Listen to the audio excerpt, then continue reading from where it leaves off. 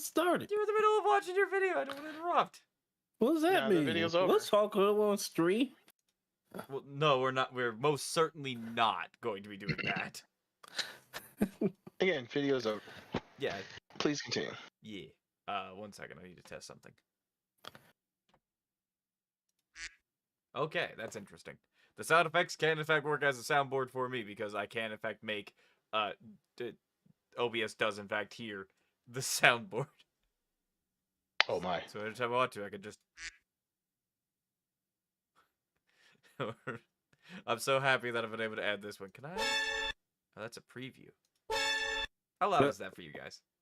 Very. Pretty. The fact that you can't hear it. No, I can hear it. It just doesn't sound that loud to me. I have different volume settings, though. Also, 1 moment. Let's see.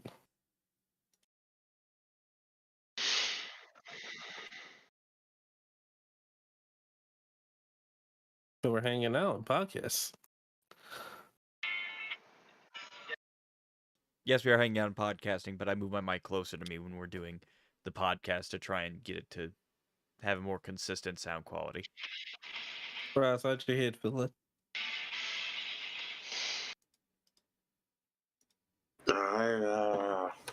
He's dead.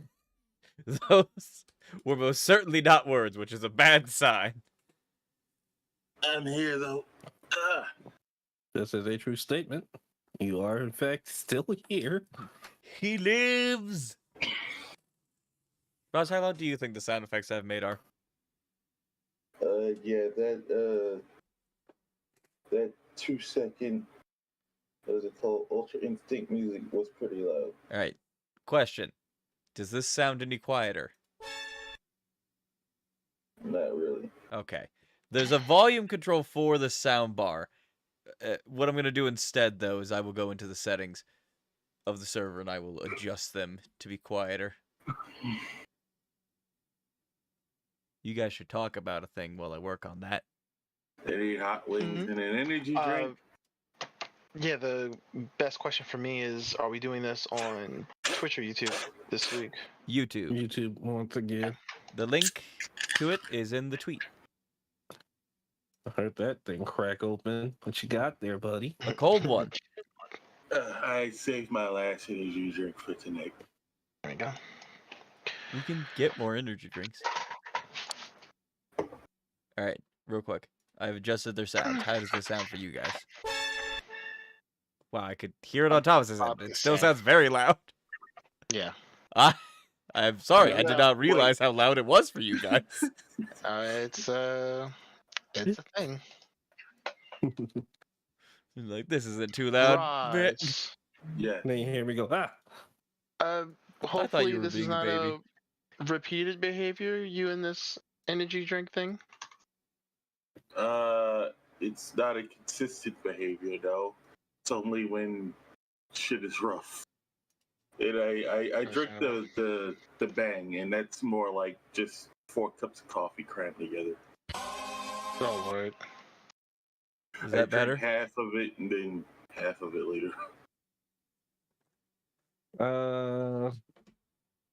They're all still just kind of loud. It's down to 40% volume. It's not as try 10. bad, but it is still pretty good. Yeah, it's a matter of extremes. Just try 10. Funnily enough, it is still... It sounds basically the same for me. Then is the volume change slider even working if it also doesn't change for you? I don't know. Why do I keep asking you guys how it sounds? I'm like, this sounds fine to me. The slider is just lying to you, Doug. Fuck, if it is, then I don't know what to do. We just tested more than... That was nice. That was pleasant.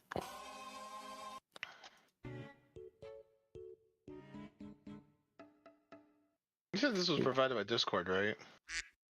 You really gotta stop testing things before stream. Well, I couldn't do it until I had the actual OBS open. And when I was like, I should test this, I looked over and I realized I'd already started typing out the description of the stream. And so I couldn't. This is what the pre-stream part is for, though.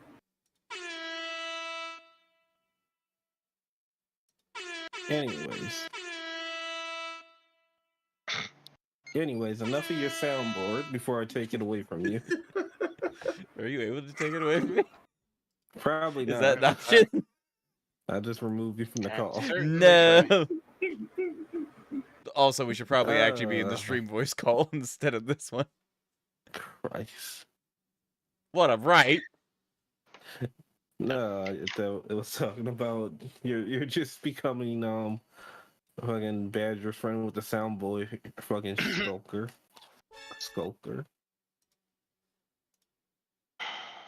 Hi. What's up? I got your first. I'm sure. I don't know why, but I like that duck sound effect. Anyways, do we have any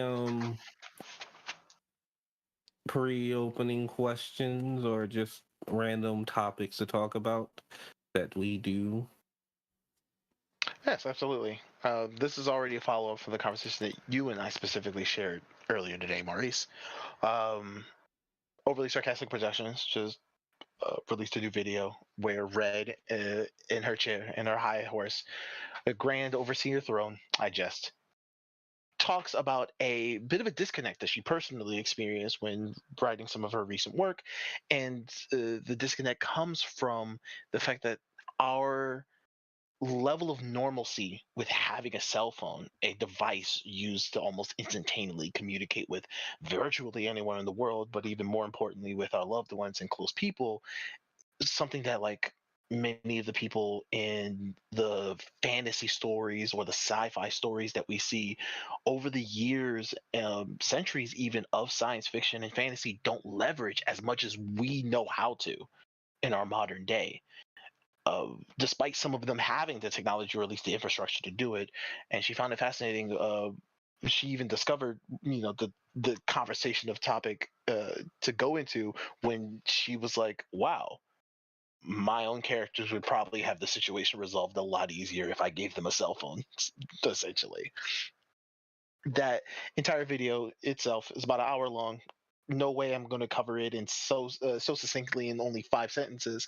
Rather, my question for you, Kaiser and Roz, is the kind of things that we consider normal now, and even more importantly, the kind of things that we don't have currently normalized in such society. What do you think the people of the future will have as normal that may still be new and kind of jank for us currently? There's a lot of options to answer that question with.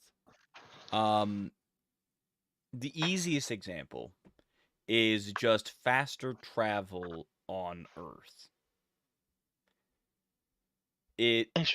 Currently, you can get to a lot of places on Earth very quickly. Right. However, with time, we've already had something that could take us around the world faster, but it's fallen out of use. The Concorde. The airplane that was designed for, to take people, and it could break the speed of sound. So once it got over the Atlantic or the Pacific Ocean, it went faster than the speed of sound, and it could get you to basically anywhere in the world in approximately an hour and a half long flight. Damn. Which, damn, that sounds insane right now. It takes 17 hours to get from the United States to Italy. Mm. And when Is I that flew just a here, singular flight or including a layover? that's from Atlanta to Italy. Okay. When I flew here from Japan, it took 3 flights, 3 different planes to get here. Same. It was ghetto as hell. Ghetto in the sense that our ancestors couldn't even cross the ocean. How the ancestors got here? What do you mean? Without a good enough boat. Ghetto in the sense I ain't had no leg room. The ancestors were shorter than me. They didn't have to worry about that. Also true. But let's even abomination. take a moment to expand on what you were talking about from what Red said. Red was talking about how cell phones and the idea that you'd be able to call, text, contact someone miles and miles and miles away instantaneously was just something weird and like could barely be comprehended a while ago. Mm-hmm. Well, I mean, let's take away, the whole like, oh yeah, 1945 we had radios and those could barely go a good couple of miles, and now we have cell phones that can go across the country. Think about what we can do right now with technology. It's not just hey, I can call somebody or I can text them and get it to them nigh instantaneously. You can send them pictures, audio messages, beyond calling. You can call them. You can call multiple people at once. Phones are designed now to where they have the ability to call 911 by rapidly pressing 1 or 2 buttons. Yeah. And if you were wondering the difference, with a Android, you press the power button 5 times rapidly, and it'll be like, "Do you want to call 911?" And it'll give you a 5-second countdown. If you have an iPhone, if I remember correctly, it is the power button and the volume up button on either side of the phone. If you hit that 5 times rapidly, it'll be like, "Do you want to call 911?" And that's when it comes to things like the horror movies genre, that's kind of an issue. Yeah. And the other thing you have to think about just outside of that, not something that people generally think about unless you're weird like me. What is military technology going to look like? Because that's not something that stays the same for long. I'm pretty sure most of the technological innovations we have are because of potential military applications, first and foremost, right? Yeah. But, like, even outside of that idea, you have to remember that we have gotten very good at killing each other. The technology around just the ability to end another human being's life is astronomical. Like, we went from, in our Civil War, having a single shot musket loader, front end loading rifle, to, in World War I, a bunch of bolt action rifles. World War II, you went from having smaller machine guns to larger machine guns, to getting more and more compact machine guns. And now in the modern day, you have people running around with 30-round magazines, 100-round belts, just with the single purpose of a lot of those people to be to end as many people as quickly as they can. We went from napalms to nukes. Yeah. Well, no, but yeah. Napalm technically existed before, but napalm in its current iteration came after the nuke. Not the point. Like, think about it. How the fuck would you tell John Wick's story if he was in the Revolutionary War? Oh, man. You know how many pistols he's going to have on him? Them gosh darn Brits killed my... I have no idea what type of dog they had at the time. Maybe it was just a wolf. I'm not even killed sure my hound. Killed my hound. But, like, and now I'm conscripted to the war. The closest example that you can give on that front is, like, Mel Gibson's The Patriot. Yeah, I get you. I've seen Assassin's Creed 3. I think he can pull it off. No, First of all, Assassin's Creed 3 is the worst Assassin's Creed. Don't even at me. Secondly, like, you have to remember, like, this is... In order to do even something similar, you have to completely eliminate the fact that, even the best career soldier, the fastest they could fire is about 1 shot every 45 seconds. If you have 4 guys we'll even call it 100 yards away. You put 4 guys 100 yards away, and they have sticks. Those guys are going to beat the shit out of the guy with the musket. Nah, he shoots, drops it, grabs the next one, shoots, drops it, grabs the next two, like shoots.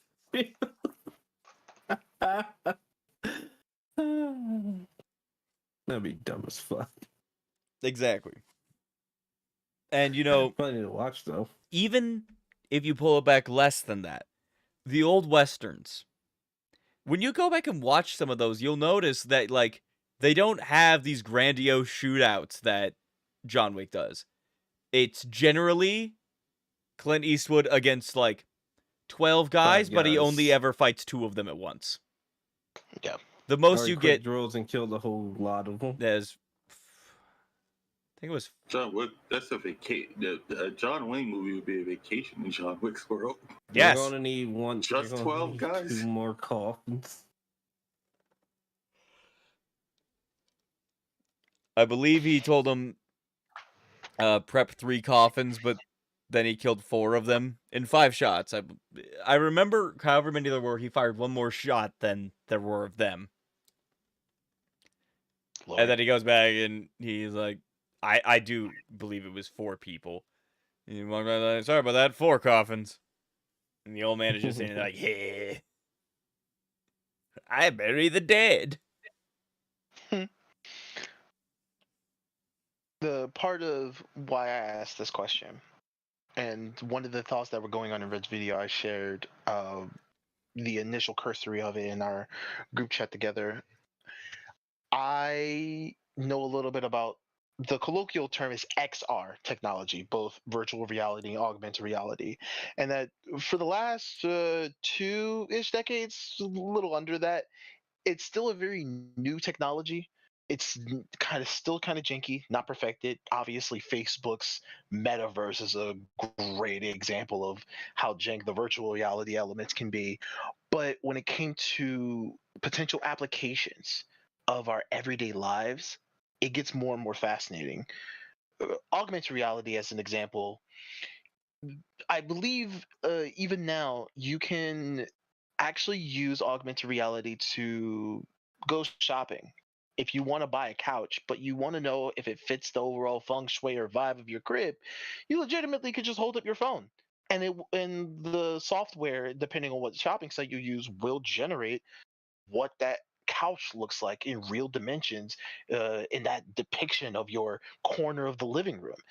These kinds of things, and much like the hologram technology that we see in older media like Star Wars's, I show big old giant raisin of a Emperor Palpatine on a little table, can be further extended to the local domestic applications, and what it probably actually means for the general perception of a human being that constantly can just have probably realistic items just digitized in front of them. Possibly an exploration that some sci-fi elements already look into, with the virtual reality angle of how are you able to discern what is real and what is not, with at least just visual indicators. Obviously, with projections and stuff, you probably can touch it and realize, it's all a hologram, until somebody in the fictional universe goes, now they actually feel real too. And we go, when does it stop? When it smells real? It's a rabbit hole in that case.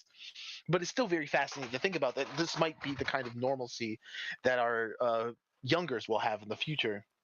And I will be a cranky old man, unable to tell which of the 2 apples on the table is actually real before I decide to bite into it wholesale. This is cake. Well, This is cake. here's the thing on that front. There's a book out there right now that has written exactly what the future is going to be like. I mean, I would hope not. I don't know The what future book it that is, futuristic. but it exists. I would like to hope not. In Red's examples, for like, she actually, in order to piece together her thoughts, put together various examples over the last 2 centuries of fictional work, and of course real life technological innovations alongside of it, since most of the writers at the time were only able to extrapolate based on what they knew and what was around them at the time. Some elements of the future do look a lot like what our sci-fi authors of the last century have extrapolated upon, but it wasn't exactly it. I kind of wish it was, Kaiser. I ain't gonna hold you, because I still want my Back to the Future hoverboard when 2015 rolled around, but that didn't happen. So Well, that's the thing.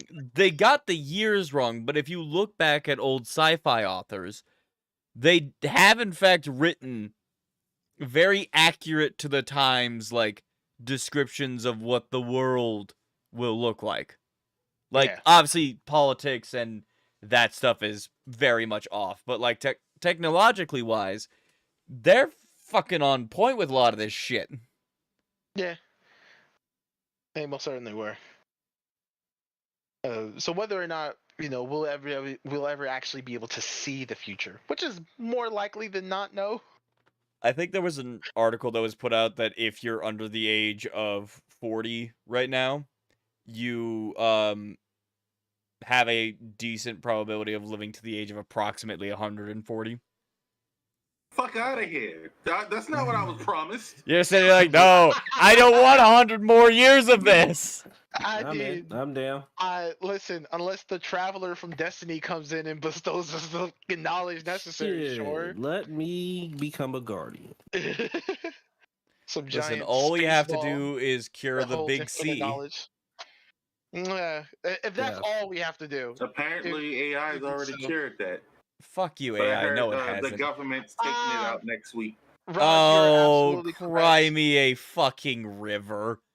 Also, No, you're it absolutely- hasn't. Fucking, if you needed more examples than the safety man reacts, I work in safety. I had, not my direct boss, but one of, the regionals tell me, yeah, I used one of the AI things and I told it to write me a, emergency action plan. And it did it. And I was like, let me look at it. And he pulled it up, and it had like a couple of sections that were good, but I'm like, yeah, this is copy pasted. Look at the shit in between that it didn't copy paste. It fucking word garbage.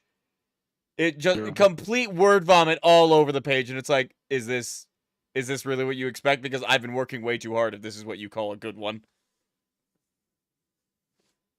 I want more pay. Give me more money. True. I deserve it for having to However, deal with you. Roz, and also and also to piggyback off of what Kaiser's saying, you're absolutely correct in that our youngers in the future will probably have to deal with a lot of automated AI stuff. Here's the thing. Whether or not it'd be good is the part of the future that I cannot see, because right now all I know is the jank.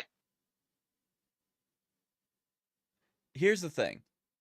When it comes down to AI and it doing things, it cannot adapt.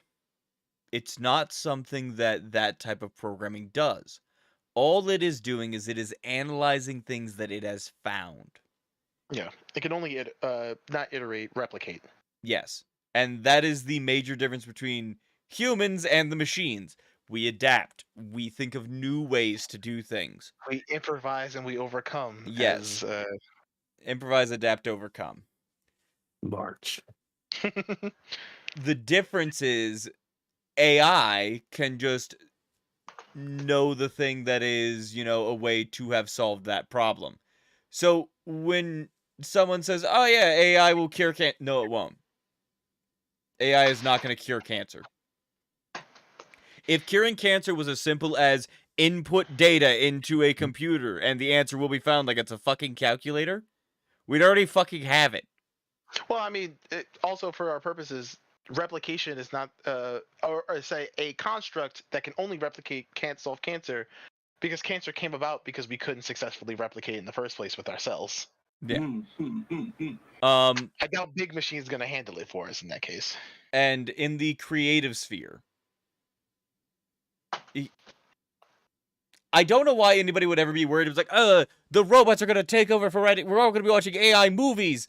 Maybe eventually, no time soon. Have you had a chat with a chatbot before? Yes. That shit's fucking painful.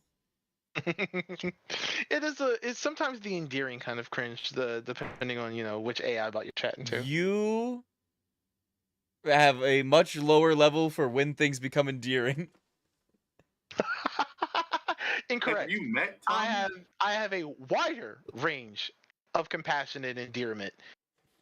I don't. And it's a lot like with all of the panic of the AIs are gonna take over for all artwork. It's like, have you looked at them? Yeah, it looks good. Look at it again. Looks good. Where? Looks good, and then you spend like 4 seconds looking and you're like, oh wait. Why she have 9 thumbs? Why do her eyes not look at everything, but also look at everything at the same time. It's haunting. Nah, it's poorly done. She is cross-eyed. So with Thomas's conversation about things that would be missed in the future that we don't kind of have now, it made me think of all the things that I've added to the fantasy world that's just our future conveniences. Like how in my world you can not easily, but if you make enough money, you can get a stove that's pretty much just an electric stove. No gas needed, no firewood, because magic exists. And you can enchant things with basic cantrips to have it just create. There he goes. You lost him, Jim. Oh, I thought that was me. Where'd Oh I go? my. Did I I die? don't know. Where did you go? You died for exactly 0.5 seconds. You were talking about, powering your stove with fire magic. Because it can be enchanted. Yep, you can enchant it with basic cantrips like create bonfire, or you can have a wooden box that just has prestidigitation that constantly chills things. Hey, what's that? That's called a refrigerator. I would prefer to have something with prestidigitation on it that automatically cleaned itself. You can do that too, because magic. And frankly, from the rules and laws of D&D, if you do something to it every day for a year, it becomes enchanted for free. Wow. Wow. And Maurice told me that, and I was like, so you could just create houses and just provide the housing market. How long would Cool. it take for you to enchant something to enchant something? I think you would have Is there to a way to create do a that? war forge at that point. You would have to have a wand that can cast itself every day at a certain time. I'm trying to make you an just assembly make a line of golem creation to rule programmed the do market. that. My capitalism is kicked in.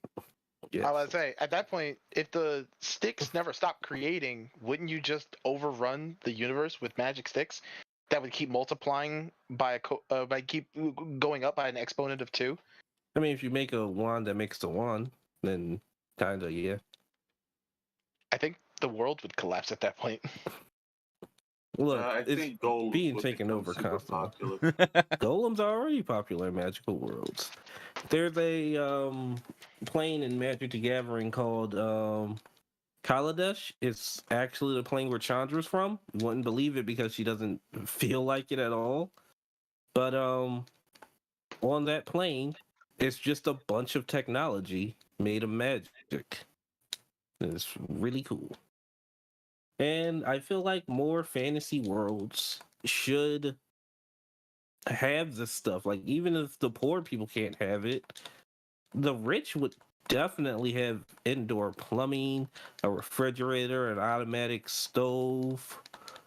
Just like, if you have a grand wizard, you should have just neat necessities in life. Yeah, just luxuries in Gandalf. life. Keeping all the magic to yourself. Mm-hmm. Selfish wizard! Also, don't make your wizards like the fucking ones in Harry Potter that instead of creating new innovations, they just shit their pants. That's actually canon. They magic the poop away. Yeah, They a literally lot of shit the their Harry Potter pants, stuff then is magic the dumb. poop away. Right? They didn't even, oh, I have to use the restroom magic spell to make the poop go away from inside of my intestines. No, they shit themselves.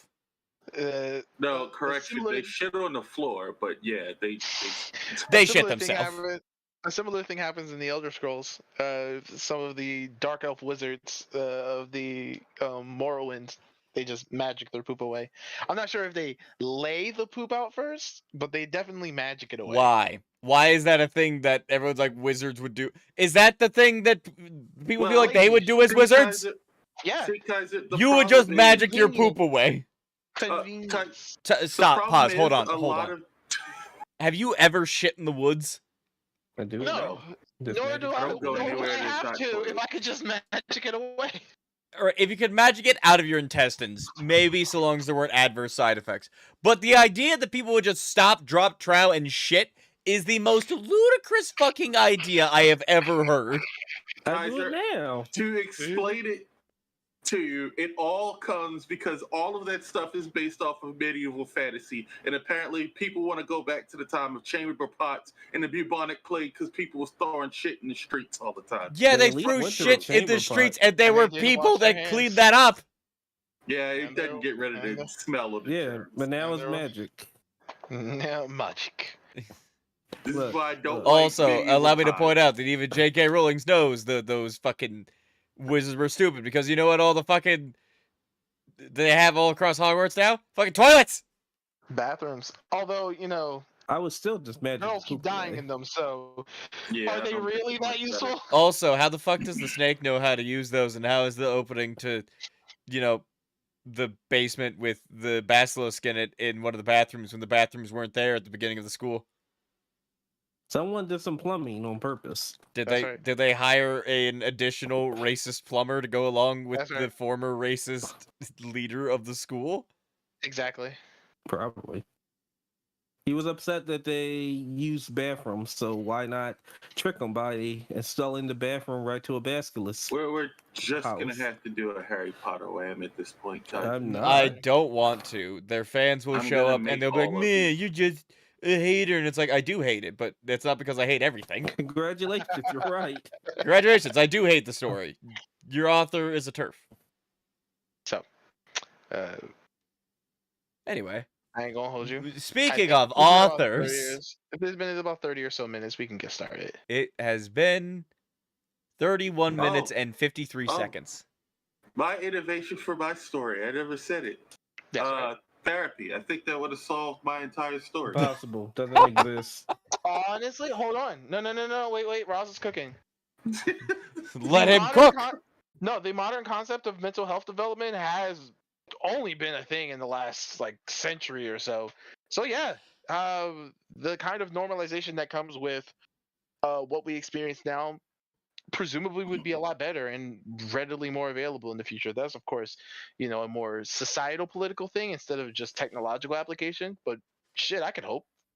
You have a chat with a therapist online. It's just an AI. You should feel better. Stop feeling bad. Yes, that's a dystopia. Instead of That's getting the AI. actual therapy, That's the AI dystopia story plot where Yeah. Take your everything is feel-good automated by pills. AI. we install the civil system from Psychopaths. Oh, you're looking depressed today. Go to prison. This woman's getting beat up in the street. Mm-hmm. You've been Your abused stress levels today. are Go to reaching prison. higher. Because of your You should last calm because down. of your outburst in our last session, you have been designated as a at-risk party.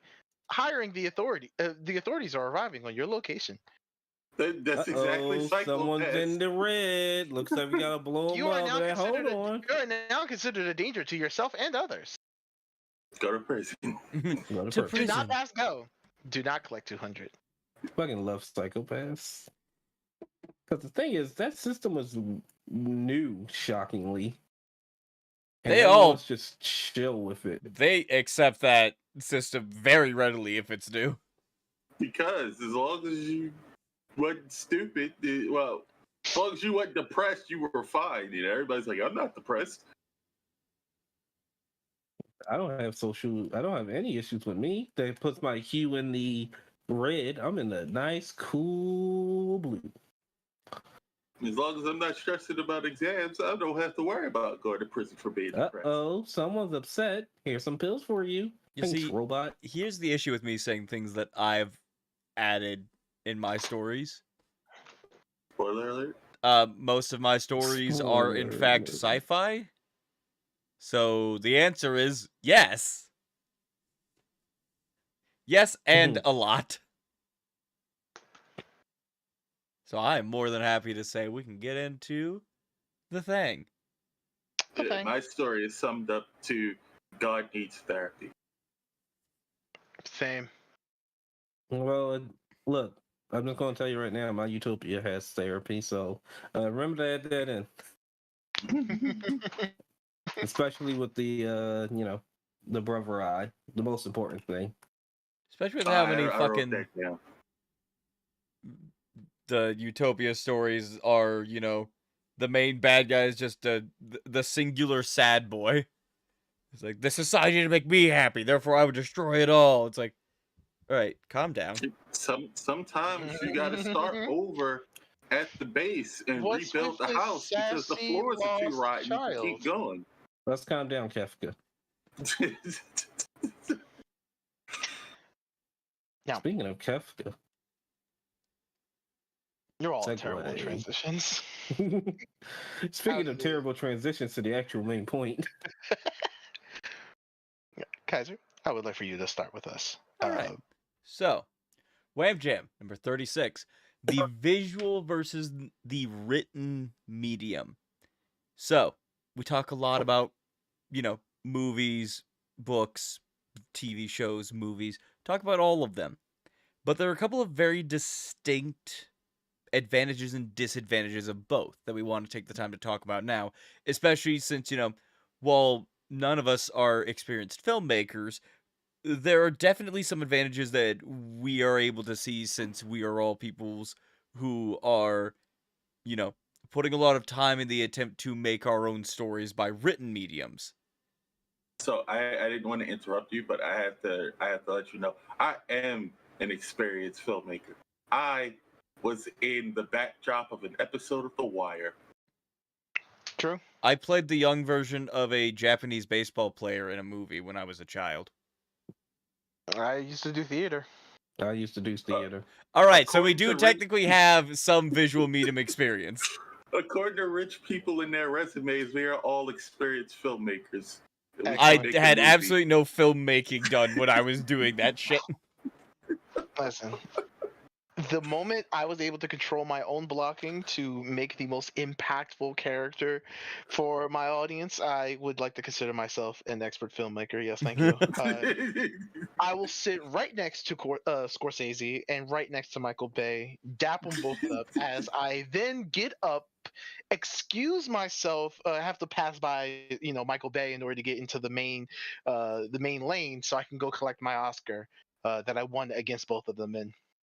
Exactly. I'm gonna be a part of a mural of the greatest filmmakers of all times, and we all pose for it together. That's right. There's gonna be a mural of you at the very least, but maybe a statue of you in Baltimore. We're gonna be doing an homage to that Queen poster. I almost won an award. Oh, For being the best boy.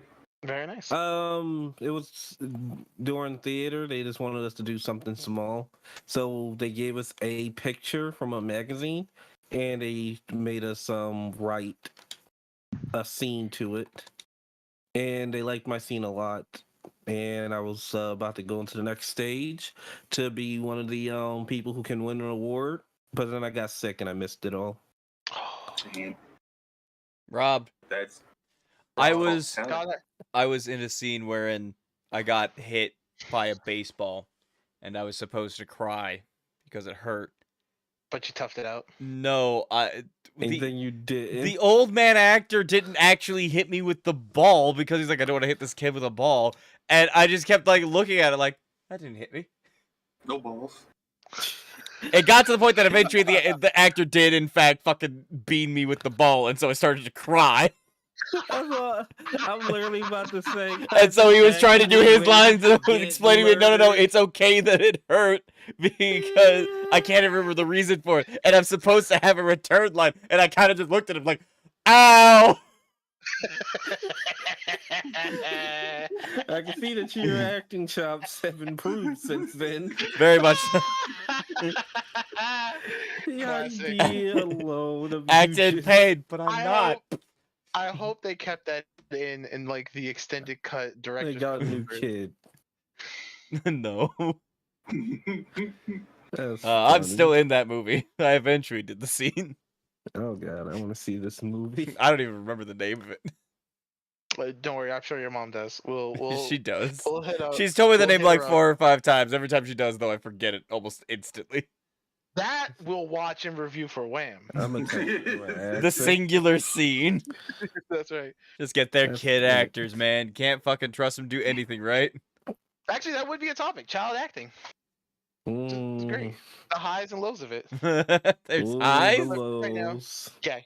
What are Right the now, highs? we'll talk about that later. We have more. The highs are named Dakota Fanning, and the lows is everybody else. I don't even know who that is. I don't even know who you are. If they needed a kid in the movie for like 20 years, it was her. True. That doesn't sound like it was a kid at all. Written versus Vigies. Yes. 1 second, I gotta find out what. You I gotta find out what You've this never person. seen- Oh, that's who that is. Okay. never seen Dakota Fan? I don't know anyone's name. I don't know anybody's name, but I know her. I don't know anyone's name. False. You knew her name. I am the only honest one here. But She was in the movie with Denzel Washington. she was in a movie with a lot of people, apparently. She's got a very in-depth filmography. Yeah, I said Yeah. it. She played every kid in the movie for like 20 years. Like, there was still movies of her as a kid coming out when she was an adult. That's how many fucking movies she Well, was in. yeah, you said 20 years.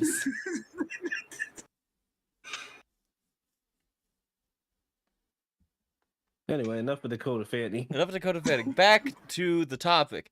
And, you know, this is the type of conversation that comes up a lot because, obviously, a lot of movies are based off of things that are not movies. It's much cheaper to make some other form of entertainment before making a movie out of it. Therefore, if a book does well, generally, people will go like, yeah, this book, what if we made it visual? And then they try to make it into a movie. And while there have been some examples of that turning out really well, that's not the common thing that happens. Most of the time, when you have a book translated directly into a movie, it's not a good translation. It does not go well.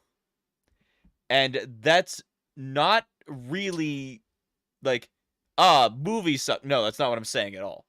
It's because of the fact that the mediums have a very big divide between them.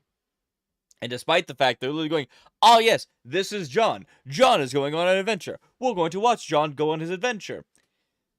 Everything that will happen in that adventure is the same, but one of them is going to be better than the other.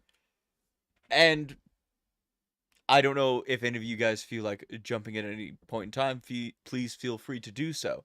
But, you know, just a couple of examples of things that are kind of, I will call them against each other with this, is you, from the start gun alone perspective, anything that you have going on in a movie, because it's that visual medium, is going to be from an exterior perspective. You're going to be looking at what's going on in the movie. And even if you have, you know, an internal monologue, you're not going to have a character that is monologuing with everything that they do internally. You're not going to have a character in a movie explain how furious they are. You're going to have the actor who you've paid to act that out. You're going to have them react furiously. Or even if they're hiding it, there are certain things that you can do to kind of show that someone is upset by something without having them scream, yell, and cry and all that stuff. Unless you're Paul from All Quiet on the Western Front, the first one. Mm-hmm. Even if you are that, well, I don't know the first one. The first one was in 1930. He gave the whole inner thought monologue out loud to the corpse. Was he a corpse yet? Yeah. He was like 99% there. Even with that, though, it's not exactly accurate. It's not the same as it would be in a book. And not only that, but when it comes down to certain things, action is entirely different. This would kind of be a place I would like to start if you guys don't have any gripes with that. Yeah, let's go. I got one thing to say. The biggest difference between movies and books is books are limited by the writer and movies are limited by their budget. And the That's one of studio. reasons- Yeah, not entirely true. There are more I would agree with you if you translated the budget as one of many additional factors. Because like you could just write a book, get an editor, get a publisher, and that's it. But a movie, TV show, or many other forms of visual media require a much larger set of larger cast of hands. Oh, what I meant was visually, it's limited by budget. Like you could have these crazy, fantastical worlds in a book, but trying to translate that into real life can get very expensive. I don't know. These stick figure animators are doing this for free. Budget has not stopped them, and it never will. Like if you were doing it like a CG adaptation or like an anime adaptation, that's a lot better visual translation of a book than a live action one. Because sometimes they're just stealing the pictures that they already have. Stealing facts. And fucking sometimes that's fucking aggravating as hell. Look at you, My Hero Academia. Look, they just stole the frames of Muriel fighting. Let Muriel fight, goddammit! We did. No! Just like in the manga. No, Stood still. I fucking hate you. It was a slideshow. That was a PowerPoint presentation. That was the most blue balling I have ever received from an actual show, period.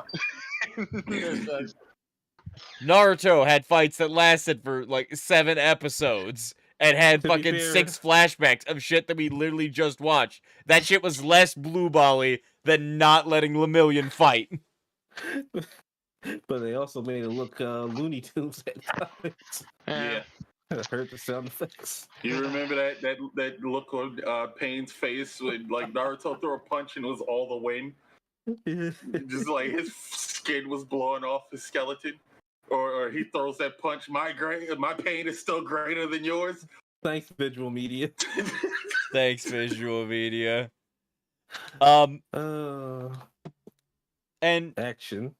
Comic books do kind of lean very much into almost more of the visual than the written medium, but we'll get into that designation in a little bit, I believe. For now, I would like to talk about... Actually, there's one thing we need to talk about before we get into combat. Mm-hmm. It's the biggest difference. Yeah. Mm-hmm. Time. Oh, damn, I said world building.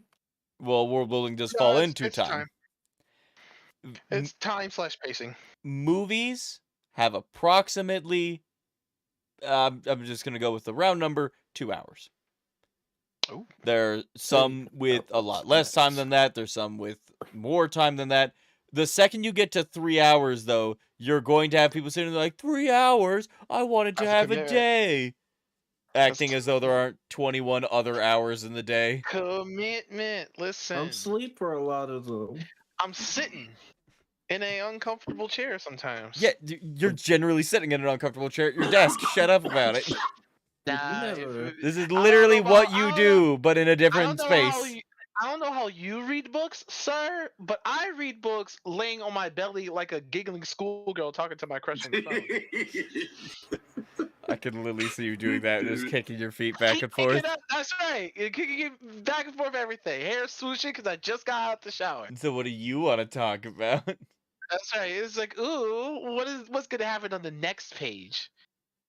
But if I have to sit here like I'm doing now for this stream in my chair for 3 whole hours, I'm like, my back hurts. Sure, that's visually impressive, but that doesn't change the constant state of pain I'm in right now. The constant state of pain. This is also this will be the end of my interjection. That's a personal diff. I need to get myself a gaming chair so I can actually be comfortable when we do these things. I've got a pretty nice chair. Same. Listen, just move in with me and we'll get you nice chairs. You promise? Yeah. Chair for everyone. Everyone gets a chair. Look under your chair. Look under your chair. You look down, realize that you're sitting like 5 feet in the air on top of the already built chair. Like, what the fuck? Anyways, topic back on. Yes. Mm-hmm. Time. Action. Combat. You have approximately 2 hours to do your movie. Every single Lord of the Rings book, when read out loud from cover to cover, is at least like 23 hours long. And half of them are songs. I wouldn't say half of it, but there is a large You're number of right. songs in it. About 60% are songs. Guesstimates. Maurice has actively never read Lord of the Rings. You cannot trust anything that he says. You don't know me. I do know you. You're my husband. I've done things. One of those things is not read Lord of the Rings. To your point, Kaiser. To my point. With that, books have a lot more room for world building, for... I don't know why I'm narrowing it down. Everything. They have more time for every single thing within the story. And so when you see things like people complain that the original Lord of the Rings trilogy didn't have Tom Bombadil from the books, of course they didn't have fucking Tom Bombadil. Tom They didn't have Bombadil Tom showed up, Bombadil? helped them for like 5 minutes, and then went, on your way now. Also, you may sing my song if you are ever in need of aid. And then 2 seconds later, they needed his aid. And he showed up and helped them. And then he left like, well, can't help you anymore. Goodbye.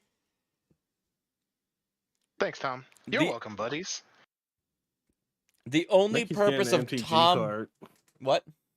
I think he's getting an MTG card. That would make sense. He's... Like, world-building wise, he is very, very interesting. Story-wise, he's... nothing. Like, the only, like, interesting thing about him story-wise is, you know, he helped them get from point A to point B. His story did not continue after his section. The only time he was even mentioned was people were like, he's really fucking powerful. Couldn't we give him the ring? And they were like, nope, can't give him the ring because he'll never do anything with it. And then, eventually, when the entire world has turned to darkness, Tom Bombadil will still be there until even his woods are consumed by darkness. And then they don't talk about him again. Must be nice to be all powerful, secluded, and unbothered. And married. Oh my. Yeah. He's a water nymph. I'm not gonna lie, it feels like Tom Bombadil is just Tolkien self-insert. No. Tolkien self-insert is Faramir. Okay. That's a word. It's a name. Yeah, I It is thought a it name. was Samwise. Nope. No, that's the universe's self-insert. That's God God itself. It was like, I wanted to be a part of the greatest story of the 20th century. Let me just sprinkle myself in there, carrying literally the plot on his back. I can't carry it for you. But I can carry you. Simultaneously though, with time, it's not impossible by any means to do a movie into a book and keep a lot of the same things in there. Mostly because of the fact that time travels differently in written form versus visual.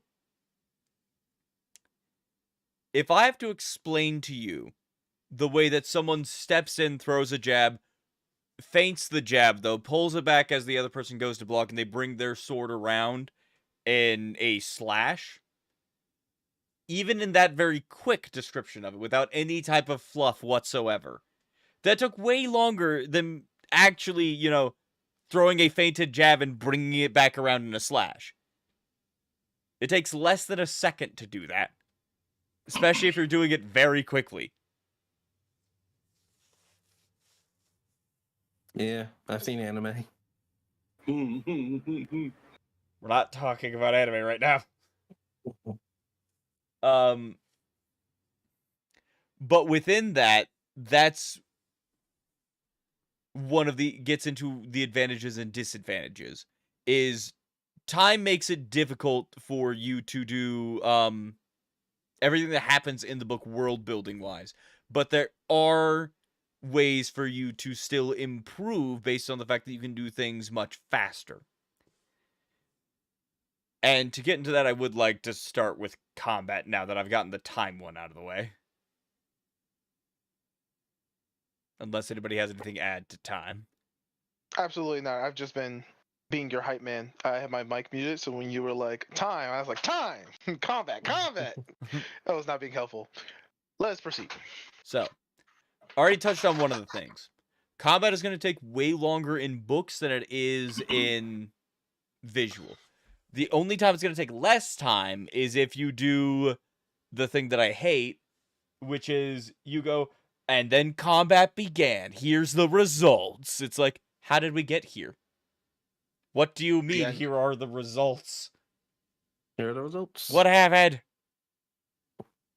Where's the actual battle?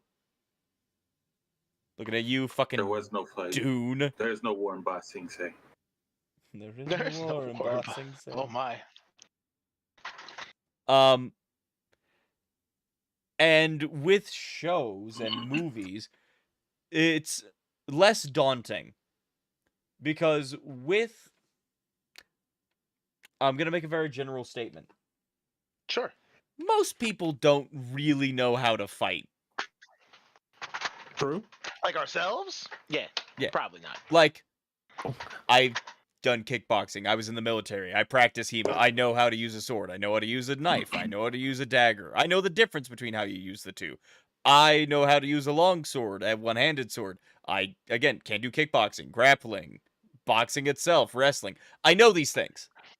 I'm also a very big fan of MMA, Nerd. which has given me a passing knowledge on, you know, submission hold. Well, I already knew how to do submission holds. On more advanced submission holds. On collegiate style wrestling versus combat sambo.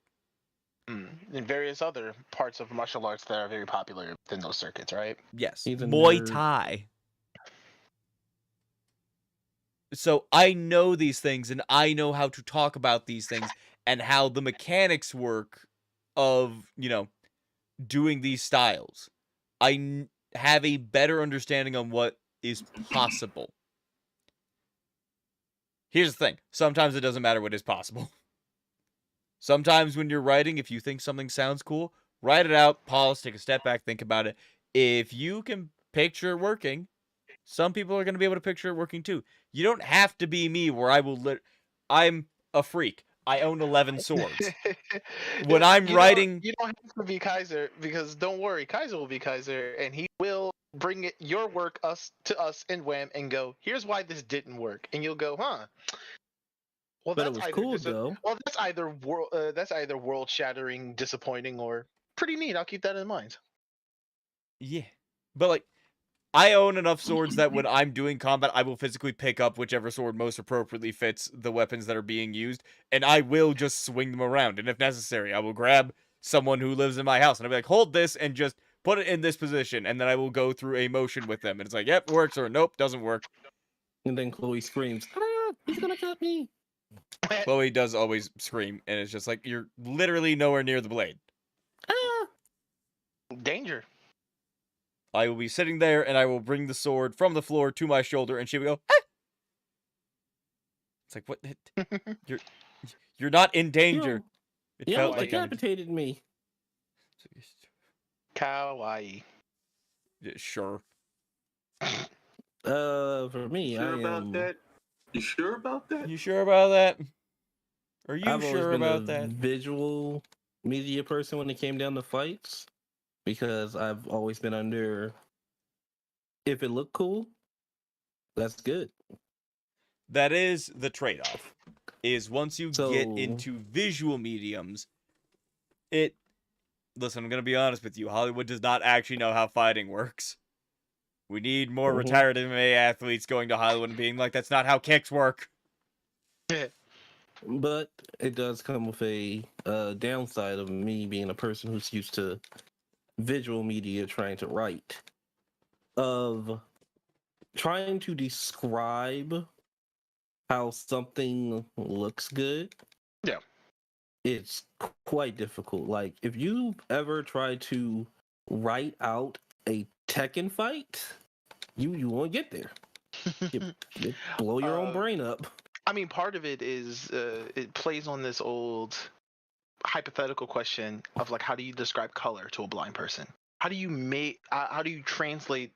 I know we're talking about visual and written mediums, and both of them require our eyes to use technically. Don't worry, Braille people, I know you exist. But it's the idea of how do we translate all of this information that our eyes are so evolutionarily keen on giving to us as information into a different form of information. How do we tell a person that this apple tastes sweet? Obviously, we can just write that. But fortunately, that's a very simple concept as opposed to watching one of the heavyweight title championship fights between two MMA people, and the matches go into like 5 rounds with all manners of interesting stuff in between. It's a daunting ask, and I feel like both understandably and maybe even disappointingly, some stuff gets lost in translation when you try to write it all out because it's hard to visualize. And that's something that personally, as someone who would like to call themselves a writer, I try and do a lot of. I try to sit back, and I can't remember who said it, but there was a reporter who used to do a lot of interviews with writers, and they said that it was in a book called oh god, what is it called? The Essential Guide to Getting Your Book Published. And they explained it's like it a lot of times feels like writers are seeing the world in a different way because a lot of them are constantly thinking about how they would describe something they are currently looking at in word format. And so that's something that I try to do as a mental exercise all the time. Like when watching UFC fights, I think about the things that I would want to capture in my writing about it. Like, where are they positioned? How are they moving around each other? What are the kinds of things that seem like they are conveying to each other? How are they attempting to get the other person to move? Because, it's very easy to look at boxing, MMA, all of the fighting sports, and just be like, they're throwing punches at each other. But the other major thing you have to think about is what are the nuances of what's happening in front of me? And this is something that is much easier to show in that physical medium. Like, how are they moving? How is someone reacting to their movement? And one thing that's a very big example is a lot of times with MMA, the jab, it's the most common punch, and it's the most common punch for a reason. Sometimes it's used to try and bait a reaction, try and get someone to bring their arms up, try to get them to block, or even a lot of the time, people use jab to get people to move in a certain direction. They will throw it slightly left or slightly right to get their opponent to move slightly to the left or slightly to the right to avoid the it. herding technique. Yes.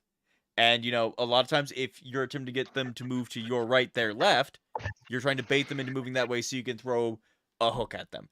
That's actually something that Conor McGregor, back when he was, how to describe it, when he was tearing apart the UFC, with consent, I hope. Dana White definitely consented, but it was that was something he did masterfully. He had this wicked left hand. Like, you could not be punched by Conor's left hand, or you were going out. Period. You were going to die. And that was what he did so well, is that he would use short kicks and not short kicks, leg kicks and feints to get you to move to his left so that he could just uncork that fucking thing and take your head off. And it worked until it didn't. Did people find out the shenanigans he was up to quickly enough? MMA is constantly getting more advanced. It's hard to do some of the same tricks that used to work all the time. And the issue is, Conor McGregor changed his style slightly, and he fights a bit differently now, and there are a number of different things with Conor McGregor. We'll see how it goes. It seems like he is trying to get back to his more actually karate style roots rather than the boxing style that he kind of started to adopt. Which, funnily enough, karate is generally, some people treat it like it's one of the worst fighting styles to have in the UFC. Boxing is the worst. Because you got no leg game. He got no legs. And Conor McGregor, the thing that made him so good in his early fights were his legs. Makes sense. And So, to get back into the whole like medium and thinking about it in that way, it's just thinking about how to describe those things, which also is really nice because a lot of times, I don't know if my friends want to agree or disagree, but when I'm describing things that have happened in the UFC, I think I've gotten relatively good at not written storytelling, but audible storytelling about the UFC to tell them about, hey, these are the things that are happening in the thing that you don't watch, but have a mild interest in. I would say so. So again, part of, and this is not going to be necessarily a problem, our discussion in media forms, but rather a more personal thing. It will always sometimes be hard to piece together information with just audio alone. And that was actually something that I was going to touch on when talking about these differences between our two mediums here in visual and written, because while we kind of just acknowledge it as the norm, technically the audio medium is very, very useful in different ways for both of these mediums to help paint their pictures, respectively. I think you do very well in describing MMA stuff to us, though, to keep to the point. And that is a very good point. Obviously, you have auditory sounds when you're watching TV and movies, but you can still have a lot of those same sounds, especially the ones that are supposed to be more impactful in your writing. But you have to write them. Like putting something in italics, a clink, a boom, a smack, those sorts of things. They can do a lot, especially if you use them in order to emphasize certain aspects of the fighting. You know, using smacks and booms for particularly hard impacts from weapons or people. Certain noises to imply maybe some major damage has been taken. Snaps, groans, creaks. Whether to people or to objects, major damage. You can do all of that stuff, but it's, well, there's no real but. And I recommend using those things in order to provide essentially built-in tension. If you describe your character as being hit in the knee and they feel something pop, that immediately fills your head with, oh no, that's distinctly not good. And in that same way, if you have a if you have two people fighting and it seems like it's going one way and then you hear a little shink sound, and you're like, oh, did he just get stabbed? And then a lot of times, like, yes, he did get stabbed. Every time. Our ears never fail until they intentionally fail us, because that's how the direction of the story goes. Most of the time, they never fail us. The sound effect part of audio, yes, I was going to touch on that as well. But the particular important direct comparison that I wanted to make was actually the voice given to speech. As we all know, language is not just something that is written, but it's also not just something that is seen with a person like moving their lips in a particular sort of way. It's mostly about sound and how that sound is heard and received by us that helps us glean a lot more meaning than what those mouth movements and even those words on the screen initially convey. That's why audiobooks seem to be a very particular popular version of reading books, although I assume if given the ability, Maurice, you and Kaiser would probably read just raw straight paperback as well, no audiobook. No, I actually like audiobooks more. Okay. So here's the I thing. would love a free copy of the paperback, or at least a digital copy, because sometimes the way that the person reads it, I'm like, How is this written? What does this look like?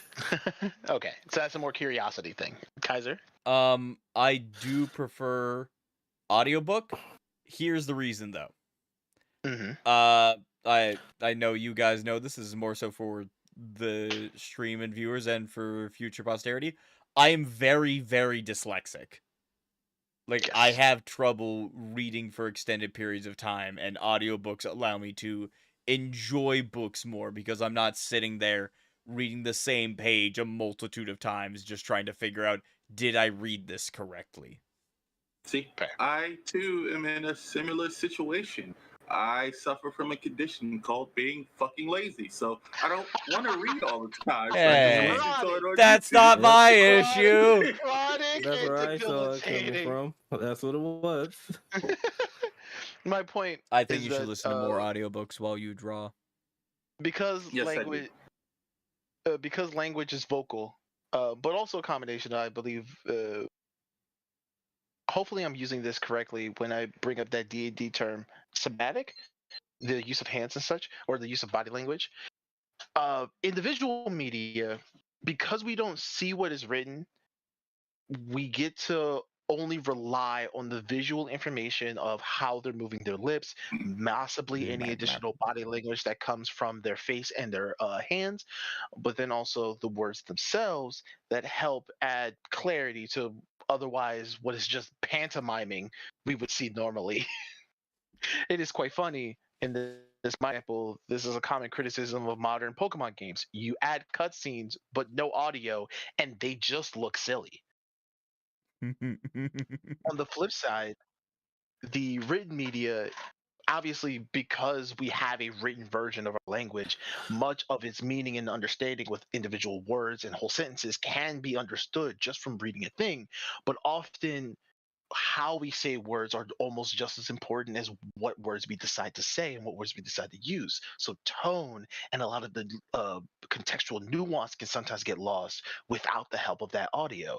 Much like what we see in the Chinese language, from what I understand, where a single set of characters, depending on what parts of it you stress, can mean wildly different things. Not necessarily that much of an analogous here in American English, but it's still a concept to think about when trying to vie for uh, the strengths that you see both in visual and audio. The idea of how do we try to communicate what we need to, leveraging these strengths, the ability to add body language, nuance, and visual, and the ability to possibly, and you might have to compensate for the audio if you don't have an audio to accompany your words, changing the way you write your sentences so that you convey as much of the meaning that you need to with just the words.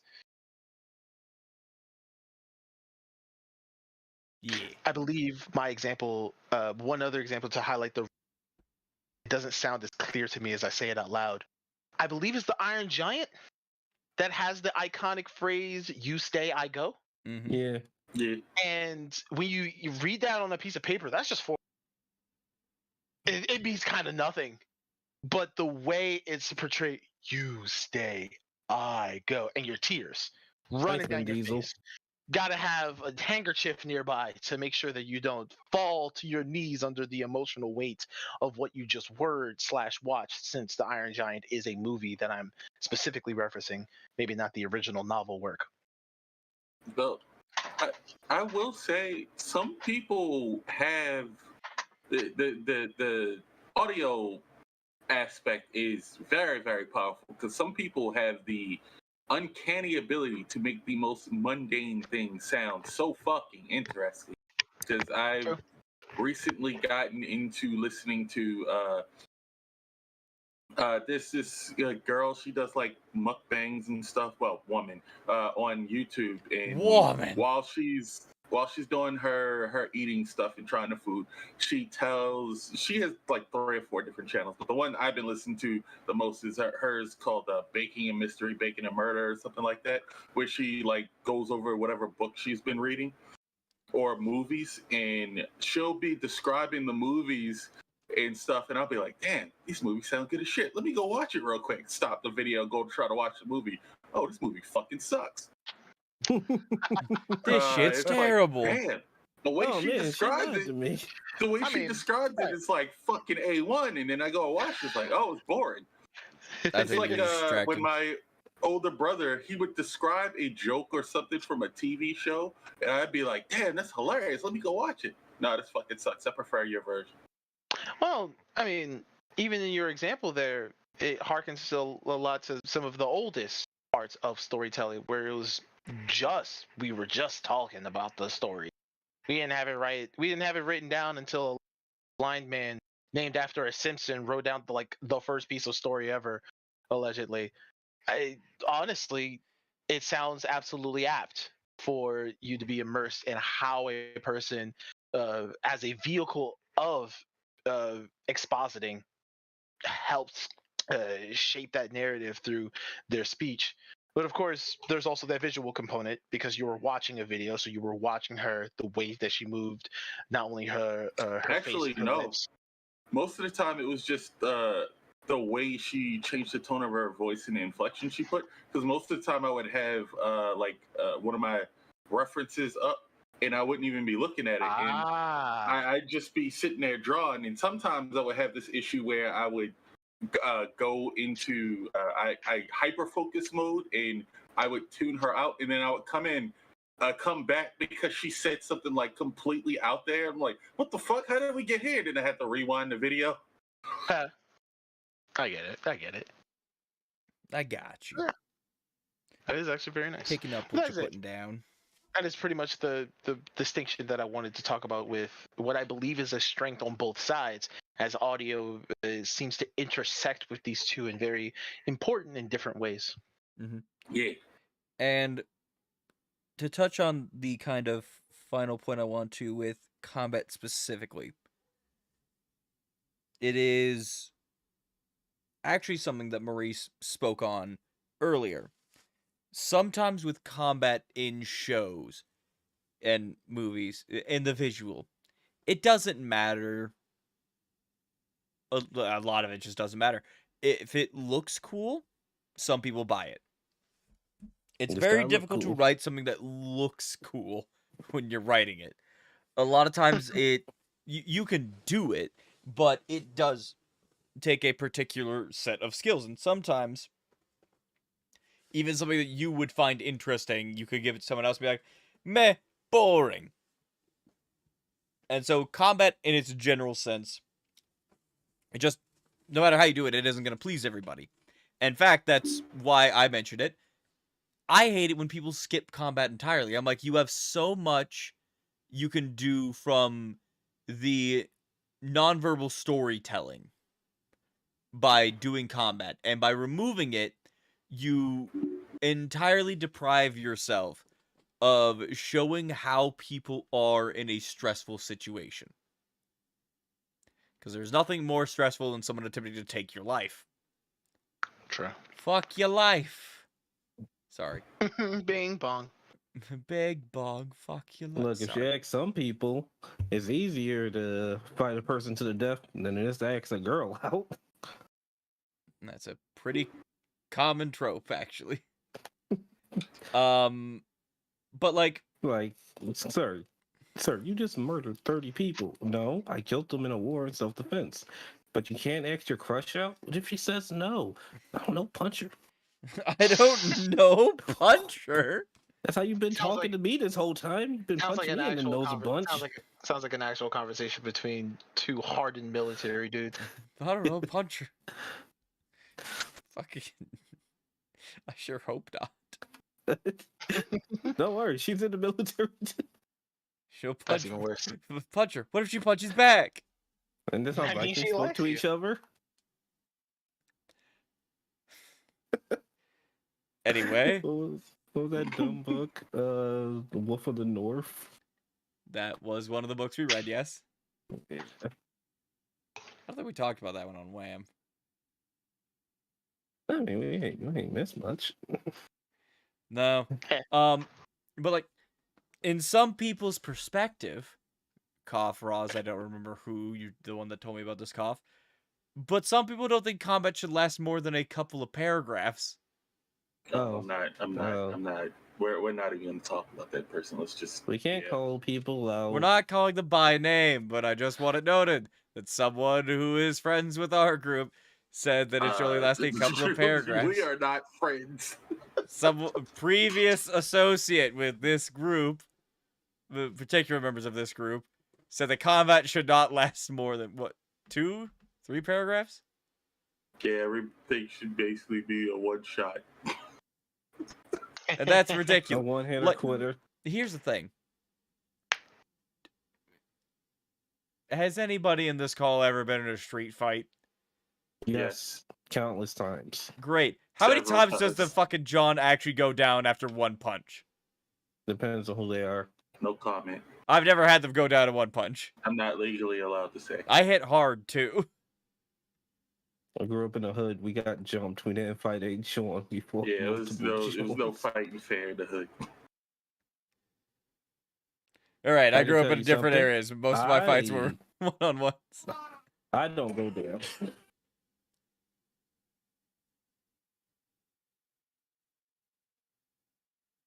I got a strong jaw. You had to have one. Or that shit would be broke. Nah, like, I'm gonna be serious. The many times I've been jumped or hit by someone, the first thing always goes to my head. Man, why do they suck at throwing punches? That was weak as hell. Yeah, they do suck at throwing punches. They just throw like wild haymakers and hope you go down. Like, it makes me scared to get hit by someone who knows what they're doing. Like, you're throwing little baby punches. That's gonna make me think, oh man, no one can punch good. I'm gonna get hit by someone who actually can punch, and I'm just gonna be nice. I was about to say something, but then I realized it would be akin to the same conversation we had last week when I brought up the being groped by old ladies. It's like, nope, can't say that. I'll say it after stream. We're not putting that out in the fucking world. I've gotten into a number of fights. I didn't grow up in the hood. I have gone to many a bar before, and maybe the issue was the people I was fighting were drunk. But goddamn, could they take punches sometimes? Well, yeah, because they're they were drunk. Fucking... I have legitimately hit someone with a hook that spun them in a 360, and their hands were still up, like, ready to go. I was like, what the fuck? He's drunk. Like, I took a step back. I'm like, what the fuck? Because when you're drunk, you get loose, and your body doesn't tense up, so you just kind of move with it. It's why they keep surviving those car accidents they cause. Yeah. Nobody should go at a 360 and be fine if the thing that caused the 360 was a punch. Drunk people. That's why the drunken fist is a dangerous fighting style in media. Exactly. You got to get used to fighting while drunk, Kaiser. No. I was buzzed. You aren't drunk. That's the issue. You still had control of yourself. Anyway, back to the point. The only real difference is that outside of hand-to-hand combat, there are a lot of times that, you know, guns and swords can one-shot people. You want to know something terrifying, though? Most people take more than one bullet.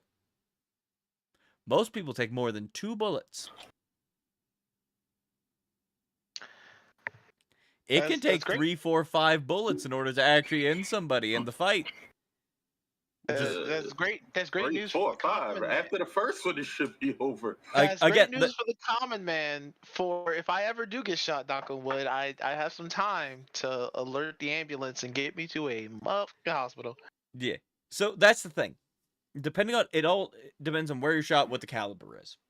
If someone shoots you with a 9mm bullet, especially if it's FMJ, and they don't hit a vital organ, you could probably still run the fuck away. It's gonna suck, but you're not gonna get hit by one bullet from John Wick in the shoulder and then go, dead. No, that's why he follows up with the headshot. Listen, John Wick, I don't know why I use John Wick as an example, because John Wick is probably the most accurate representation of what gun combat is in the Hollywood style. And I have to have the Hollywood style because John Wick would never fucking survive. Like, as much as I love the man taking on the entire like army of dudes. I don't know. He seems believable to me. Yeah, I know he Seems like a does. guy- He seems like a guy I don't want to cross. You know what I'm saying? Oh no, you most certainly don't want to cross him. I'm I only learned- saying that he's not fucking surviving taking on 80 fucking dudes. Why ain't he? Yeah. He's a man of will, Kaiser. We saw him take out a guy with a pencil. He's a man. He's a man with drive. He's a man with drive. He's a man Admit- with power. He stay hungry. He devours. Not even The Rock would face him. See, look. All he needs is a bulletproof suit, and for them not to aim at his head while he aims for theirs. True. So you can either give me your son, or you can die screaming alongside him. Yeah, it was 25 more years. Would have been the Father! smart response. Father! Dad! You're the one who messed up. You could have just came home. You didn't have to do any of this. Do Just you looked know at a him- Do you have a Phoenix down? Oh, a what? I forgot that you're a I forgot you're a Gen Zer. Do you have the if only ability I to could bring the dog back to kill life? myself. No, I killed that dog. Well, Say that again, but slower. Oh. Okay. I am not lose my entire shoot. organization Well, for you to do one thing, How boy. can I use all of your men to protect me? No. No. That's a What? waste No. of men. Those are my men. You should use your men to protect you. Your two I only friends have who were 2 there with men. you. Oh, actually, no. My mom just called. She's cooking spaghetti tonight. Needs some help. I'm gonna Spaghetti? go. Hey, dog. But yes. For me, the biggest difference between the visual medium and the written medium for fighting is with fighting, you can get into a lot more in the brain details with what the characters is thinking. In visual media, if you did that, I would call you out because that's dumb. It works It's in like- very specific. It's called turn-based. That's why Pokemon can get away with it. I was more so thinking of things like, Yeah, I was thinking of the Sherlock Holmes. yeah, Robert Downey, Robert Downey Jr.'s Jr.'s Sherlock I Holmes. love those fights. Those Oh, are yeah. great. But he at least did it ahead of time versus all right, he's coming in for a Like, punch. talking about doing the Caleb City skit of like the punch going 5 inches a year towards the face. I get it. You gotta keep it fast Sad paced. piano Not music. shaky cam fast pace. I hate shaky cam. You can't see shit. It's like a Liam Neeson movie where they got like 13 cuts for one punch. Iron Fist. See, they had to do 13 cuts for one punch because they had to remove the dust particles coming off his fist. There's also the I'm sorry, Liam Neeson. It was just a joke. Please don't kill me. you know you're dead. Oh, I got a There's phone also call. the, Oh, Ross, I got a phone call. I wonder who it is. He said he's gonna find you? His daughter. He was having Yeah. none of it. He's apparently already still on my his way. favorite He's joke on a of all phone time. and he's just playing the repeated. Like he's got a yeah, tape this- recorder. It's just playing what dear. you said on repeat. He's called the rest of the Expendables. But that's still my favorite joke of all time. I had a nightmare. I was kidnapped Liam Neeson's daughter, and he was having none of it. Outrageous. Other than but I have a slight problem with fighting in media, but it has nothing to do with the actual fights themselves and the people who watch them. As often, my issues with a lot of media is never with the medium themselves, but the people who enjoy it. Yeah, I'm gonna give the example. In Naruto, they always go, "We have the best fights with the big three." It's like, if we're counting manga, no, you don't. If we're counting anime, yes, because you had the highest budget for a long time. I mean, maybe you've seen One Piece. Oh man, ooh. That's what I'm saying. They didn't really put a whole shit ton of budget into the fights for One Piece until relatively recently. So that's where Naruto got to say, "Oh, we had the best one because everybody knows Part 1 Naruto had really good hand-to-hand combat. No, One Piece just knew where to put their budget. Yeah, Naruto, they were spending it willy-nilly to the point where sometimes it looked goofy. that's why I said Part 1. Yeah. We're not talking about Shippuden, where I don't know where they were putting their budget at that point, but because whenever you talk about fights in anime and stuff like that, or visual mediums, they always bring up Part 1 Naruto. They never bring up Shippuden. What the hell did Part 1 Naruto have? Rock Lee versus Gaara. Rock Lee versus Gaara. Naruto versus Rock Lee Sasuke, versus first one. Naruto versus Sasuke. Okay, that's Naruto the and thing. Rock Lee versus Kimimaru.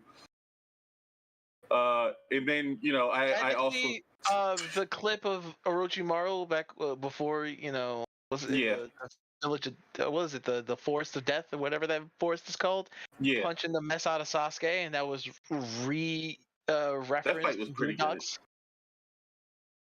But then you also have actually there was a really good one from the Rock Lee spinoff where it's Sasuke and Rock Lee fighting his chibis, and it's like, this is where we got the rematch, because a lot of people don't know about the spinoff. But yeah, that's great. But see, the problem I have with a lot of the transitions between mediums is people take one medium to hype up all aspects of that medium, of that property, I guess is the word for it. So we have the best fights in anime because the Naruto anime did one good fight, a few good fights, but now they're adding it onto the manga and stuff like that. It's that point that South Park made where it's like the girls edit their photos and people start to act like that's what they look like. The edited photo is what they look like, rather than rating them on what they actually look like. I see. So it's going to be called a misogynistic example, but that's the best one. That's the South Park joke. It's a perceptual bias again. I think perceptual bias. One of the things I have about combat that I find very interesting in the visual medium, and I think is a strength that the visual medium leverages. This is case by case, but it's exaggerated. Yes. Exaggerative, I would say, is probably the better word. Exaggerative. Stylized with its anatomy and the range range of motion is probably the words I'll settle on here. Because I can't help but think of even old kung fu films, and in no way am I going to look at them as archetypical examples of, yes, this is why I signed up for my Tiger Show. You guys remember the Tiger Shonen Karate Club? I don't even know if it still exists. I haven't heard a commercial for them in 2 decades. But when you watch a kung fu film, you get to see them do a lot of very stylized and exaggerative movements with their kung fu, possibly based on real life techniques and stances, but it all is all of it is built to try to convey often a lot of very important characterization without having the need for them to say dialogue while they're moving. So the idea that our Bruce Lee character stand-in does the 1-inch punch and then they fly back several thousand feet is like, wow, that would actually happen in real life. I mean, this Bruce Lee character, he's not real life, is he? Or even the idea, or even just the very simple, and I'll remove a specific context when I say this, just the visual gag of someone gestures, trying to almost gestures, I'm about to hit you, make them flinch, and the other person flinches. That says a lot about the characters, about their dynamics, about even the situation specifically, without having to go into the mental state that normally could be written out if this was a written version of that same encounter. These kinds of things, I think the visual media we sometimes take for granted, because obviously we live in the real world where we see moving bodies all the time, but body language in real life human terms are very, very subtle it requires a legitimate skill set for the ability to read body language and understand one's possible psychology behind it, as opposed to seeing two people duking it out in a combat and realize that we know going back to Dragon Ball, every time Vegeta grips his left arm, you know he's out for the count. You know that the flag has been waved, the mat has been tapped. He can't go on no longer. But that same kind of thing, like your arm could be just itching if real life. You know and understand it when you see it in real life as how exaggerated it is in the actual Dragon Ball anime. And you find this all over the place. Of course, on the flip side, we've explored the benefits of the written version of combat already, but I think a part that we didn't necessarily touch on was that, sure, you get to go into a lot of the psychology of a character, a lot of the mental mechanisms that a character is thinking about as motion is happening. But even when it comes down to the writing of the actions themselves, can be an important and very powerful tool for anyone trying to describe a scene. While I'm not as great at it as Kaiser is, often when I just want to highlight the idea that a character is just getting wailed on, I just start making 1 to 2 word sentences: jab, jab, hook, punch, gut, gut, gut, gut, gut, jab, jab, jab, hook, and then move on, of course, with the mental state of what either the puncher or punchee is thinking as they get jab, jab, hook, uppercut, jab, jab, punch, punch, gut, gut, gut, gut. But you may notice that making those into individual sentences, accentuating them with periods and a little bit of the punctuation part of this written component, it's one of the only tools that a writer has to like dictate the flow and pace of what's going on. That's right. The cooler cousin of Andrew. They're both gross. Longer sentences take longer for us to read. Consequently, this conversation is bleeding into my point of pacing, but I'll touch on it much more so later. Longer sentences take longer to read, longer to comprehend, longer to really take in the action or events that are being described in said sentence. But when you make them shorter, it's much easier to go through and read because it's sometimes at most like 5 words and you already know what's going on. And this is possibly helpful in combat when you're just trying to convey a large number of actions, especially like contact, hits, all that manner of stuff in a very fast way, and give the impression that, this person is getting there is legitimate danger for this character getting wailed on. And when you're doing combat, you kind of have to keep the sentences short some of the time because you want to keep it punchy. If you're trying to describe something as fast, but then your way of describing it as fast is to like very slowly talk about, and then the left punch comes in just slightly cocked at a 30. They came from behind. The punch was lazily to the left. Like an example of this, with the chin glancing off, describing your punch like Tolkien describes his trees. And sometimes, fucking, I believe me and Maurice argued about it on the WAMM Jam talking about Helldivers. There was a death in the second book that I was like, oh, that was real fast. And Maria's like, I don't think it was real fast. Then we went back and listened to it. And it was it was a prolonged description that started off with everything happened so fast, nobody had time to react. And they're like, see, it was too fast for anybody to react. And then Maurice responded, but it took so long. Because they were still reacting to it. Versus to like the one in the first Helldivers where a man opens the door. Hey, what's going on out here? Bam! Oh shit, he's dead. The end. The end. That was it. You opened the door and got shot. Then exactly. You start the fight, like, then you go, and then they all died. And then they all died. That means you're going to have the man get shot in the chest immediately with no defense. See, if he was parrying, he wouldn't have died. He could have blocked some of the bullets. You see, if he had got out there and he had been like, what's going on out here? And then the bad guy got backfist and then shot him, it would have been confusing. It's like, why didn't he react before he got shot by Backfist Man? I feel like I'm the only one that got that joke. Breakfast man.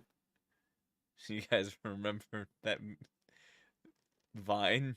I believe it was. I never watched Vine. There's Lies. an old Vine where it is just Absolutely lies. someone walks into the I've kitchen. seen videos from Vine, And but I never personally watched Vine. She's like, "What's going on in here?" And there's two people, and one of them is a. He looked. My brain is telling me he looked Asian, but the important thing is he was dressed up in a maple leaf outfit. And him and the other dude look at her in confusion, and then the one dressed as a maple leaf just goes, "Breakfast." Yeah. So now anytime someone says, "What's going on in here?" my immediate thought in my brain is breakfast. Biffs. You guys should talk about something for a moment. I'm going to see if I can find it to send to Ross so he can be caught up Oh culturally. Lord. I will give an advantage to the written form. No longer, so with the visual form, you have to get all this done, whether it's like drawn, animated, or hire actors and a camera crew. Versus the written form, where now it's all in your imagination. And for some people who can't read, you'll make it even cooler than what you thought you read. Like, this isn't I'm trying to think of a book that had a pretty good action scene in it. That because I was listening to it or reading it, it was a lot cooler. There's Not Tribe. oh yes, there's Tribe. Not Tribe.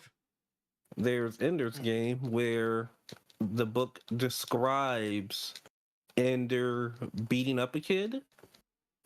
And I was like, from the way they described it in my head, he stomped this kid to death. We learned that no, the kid went home and everything was fine. Until we learned later, no, he stomped this kid to death. Because Ender wasn't playing games, he was getting bullied. he Don't bully the super genius.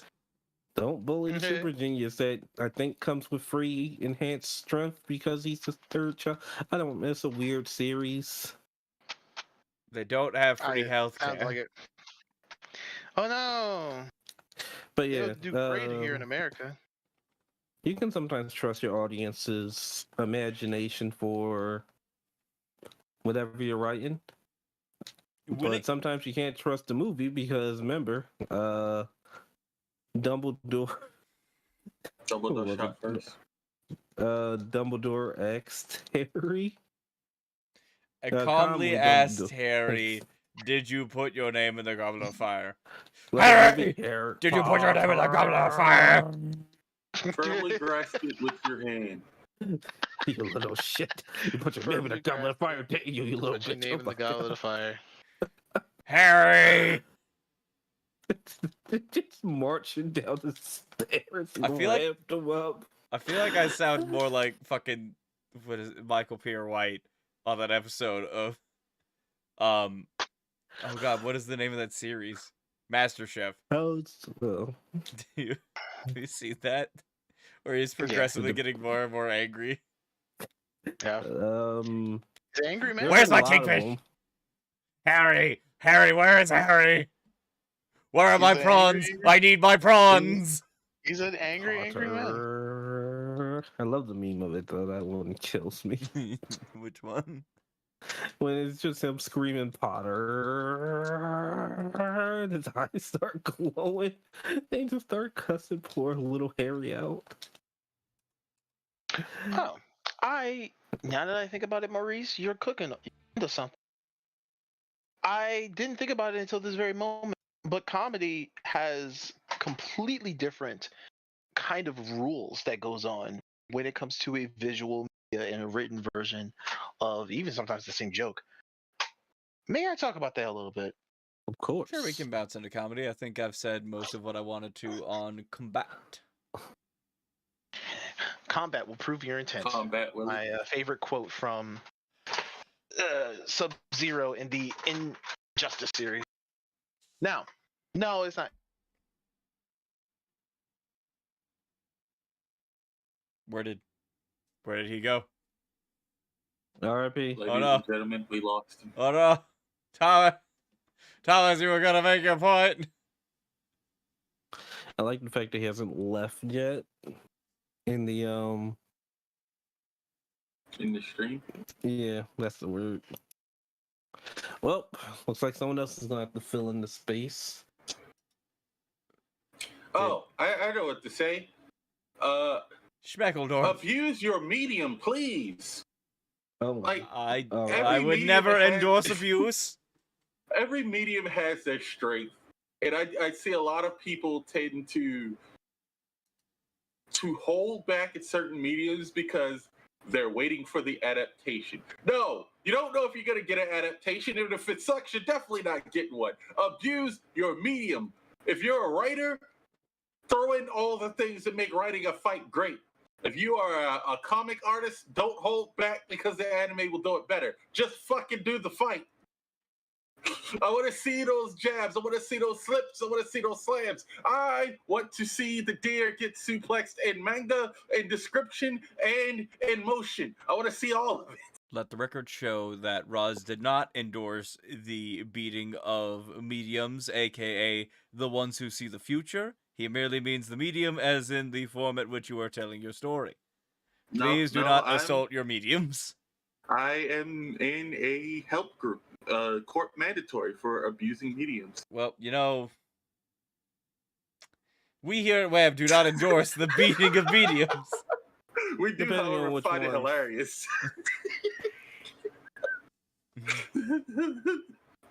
Did you hear about the fortune-telling midget that broke out of prison? What? He's a small medium at large.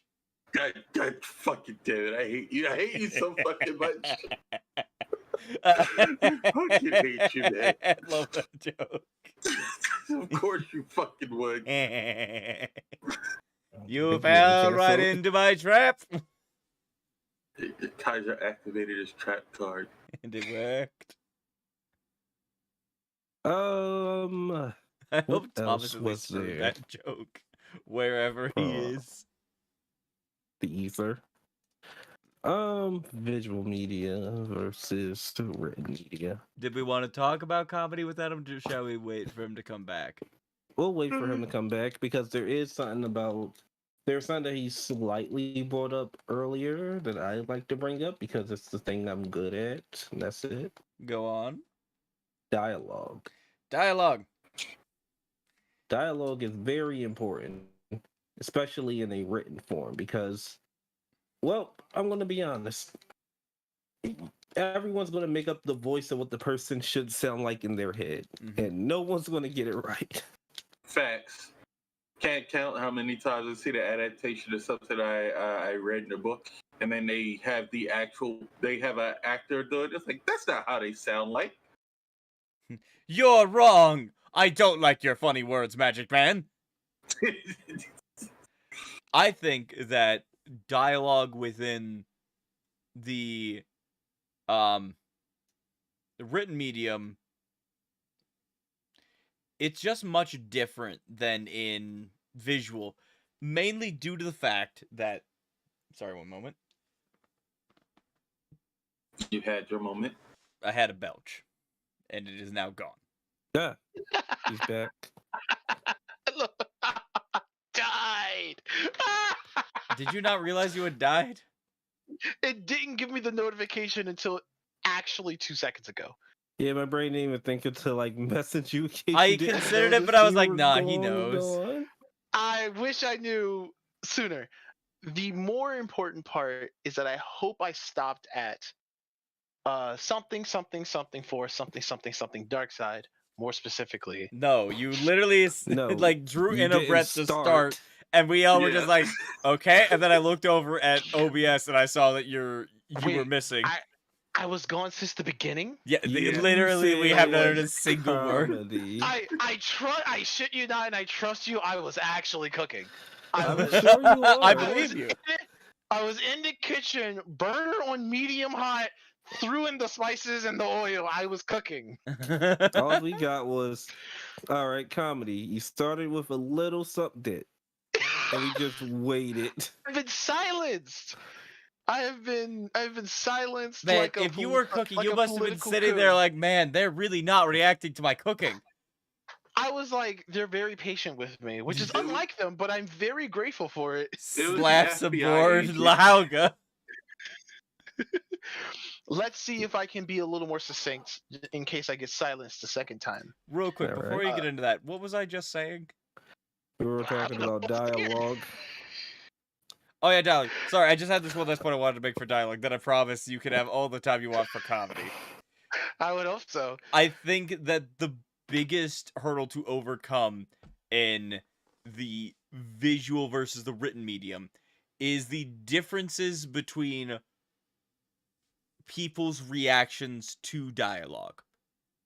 Like with visual, you have the ability to legitimately just have someone make faces, and you can have a lot more silence. It's very, very difficult to do silence in a written medium because of the fact that it just write a blank page, say they stare at each other. You can do He those. looks at Those me, do those and I look at him. those do work in a relative sense, but you know, it's not a thing that you can just have happen. You're like, ah, yes, there was silence. And, depending on how long people hold the silence for in a visual, can mean very different things. Honestly, the one sentence of, they stared at each other silently. She's like, all right. And now we'll move on. And it can have very different effects. And sometimes you have to pause the dialogue back, and this is the face that they made. And then they said this, rather than just having the person go, interesting, but give them a distrusting look. Oh, I also have to slip in there. Written dialogue and just written things in general. Grammar, very important. Grammar. Comma Very can save a punctuation. life. Or take it. But let's get on to your comedy, Thomas, before you Thank you. disappear. This is actually a natural extension of what you're already talking about I'm with sorry, dialogue. I have one more thing. I think this is a great lead into One comedy. more thing, Jackie. I'm Go sorry, ahead. this is a perfect lead into comedy.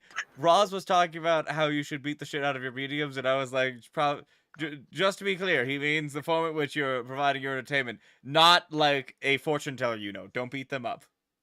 I mean, depends. And then I asked him, have you heard about the midget God fortune fucking teller who damn it. broke out of jail? It's a small medium at large. But a child comedy. Very Is nice. getting canceled? What am I getting canceled for? You used the wrong word. Are we not allowed to use that word anymore? No, you're supposed to say You small can say people. whatever you want. It's about the cancellation. I that's just gonna happen. don't know anymore. It used to be you're supposed to say dwarf, then it became you can't say dwarf, and fucking I just don't know. Help me, reason why you rules can say- change sometimes. The reason why you can say just dwarf just 'cause get it's a dwarfism. yeah. I was say go into D&D, go with the character builder. Yeah, get a but then it became divination- that calling divination someone dwarf. a dwarf was diminutive because of the fact that you're basically saying they're a fantasy creature. It's whoever said that's an idiot. It's literally called dwarfism. Yeah, Man, listen. the other word, the M word, is also a word to describe the condition. Also true. So What's the medical term? For Also, that? the R word is literally the term used to describe the medical. Yeah, and also I don't agree with that one being cancelable. now, let's focus, gentlemen. Let us focus on comedy, please do so. It is actually to piggyback a lot of what you already discussed in dialogue. How you write a joke is critically important for the mechanism of comedy. I'm going to stick with the very juvenile examples of just a classic setup punchline sort of deal.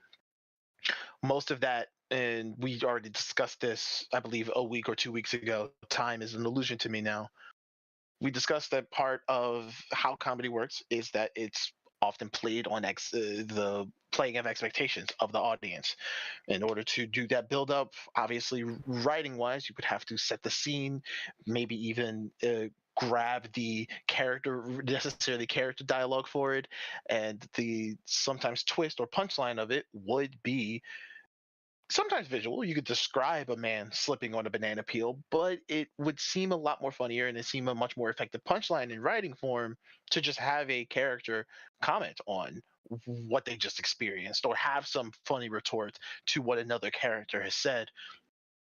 So the visual gags that we're so used to when we associate comedy with things that can make us laugh is much easier leveraged in a visual medium. Being able to see a man slip on a banana is unironically funny. You can fight me about it.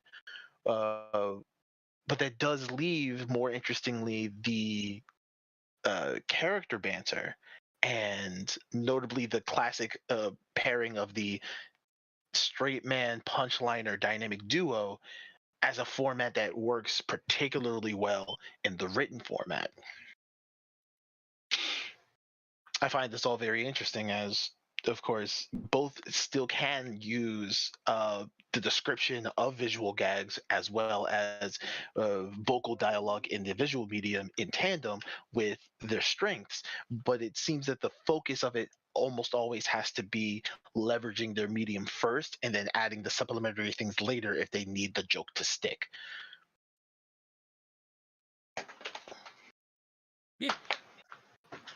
It most certainly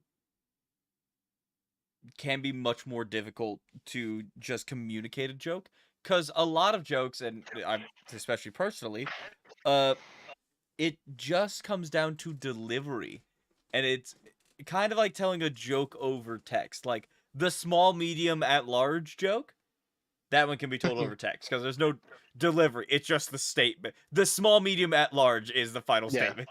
That's pretty good. Pardon me. I meant to hold that in. But when you have something kind of like Jacksepticeye, when he did his joke where he spelled Laugh, and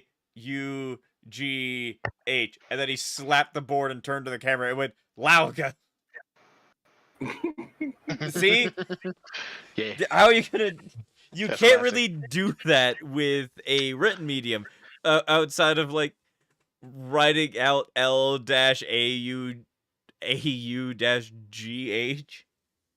Lauga. Right, and even then, when a person is reading it, they're just gonna read laugh. Yeah.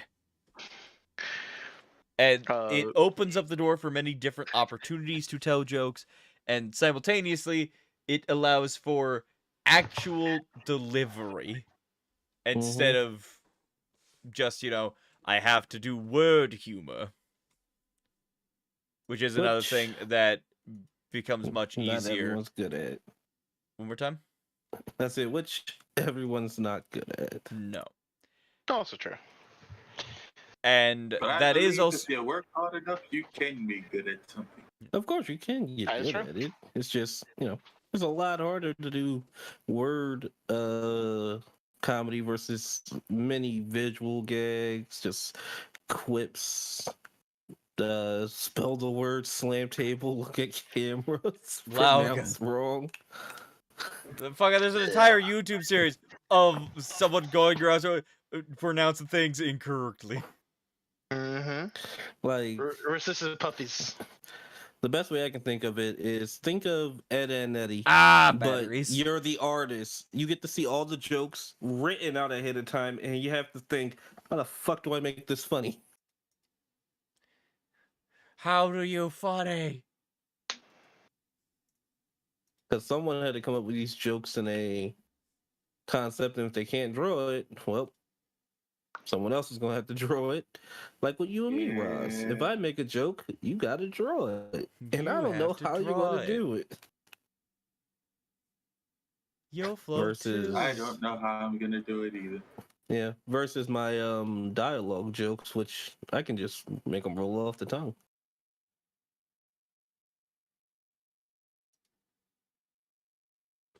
Yeah. Mhm.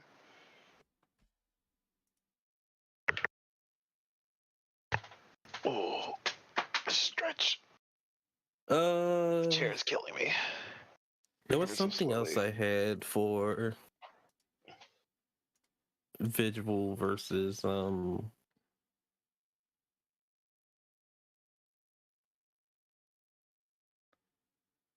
written. I did dialogue. We Mhm. did combat. We just did. Oh, that's what it was. Got it.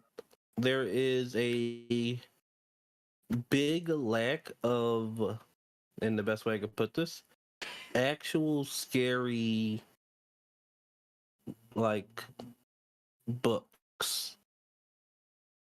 Like there's a Fascinating. ton of like scary short stories, like Goosebumps, things like that. But those are mostly for kids. But like to scare adults in like a nice long novel form is rarely seen. Huh. So what would you consider Bram Stoker's Dracula then? That's is that supposed to be scary? Supposed to be. Or how about I unfortunately I can't remember her name right now, but the original Frankenstein novel. That's not actually supposed to be scary. It's about a madman creating life and everyone learning that the creation isn't the monster, it's the human. And sadly, all the humans are just fucking monsters because they won't leave this poor creature alone. Hmm.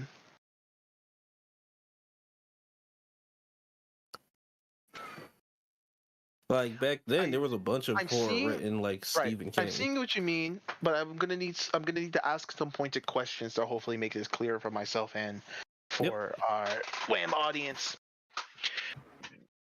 Do you have an inkling as to why there is this disparity between horror written media and horror visual media? It's easier to scare people with visual media because you can add sound design, Mhm. tone, scenery, things hidden in the back row. When with written media, you have to kind of present everything that you're working with. You Interesting. like just writing down the hallway was eerily and quiet and yada yada yada, crow chirping in the background. It's completely different than you seeing just a dark hallway and the person staring down it, then sudden crow. Ah! And like there legitimately sounds that put you on edge. Like whether you want to or don't want to be, whether you're expecting it or not expecting it, there are in fact certain sounds that legitimately just cause the brain to go, that's not a good noise. Fascinating. And so you can And utilize those in the visual medium. Not only that, but I think there is a much simpler explanation for why visual mediums do better with the horror genre. Mm-hmm. The words are all right there. You can literally skip.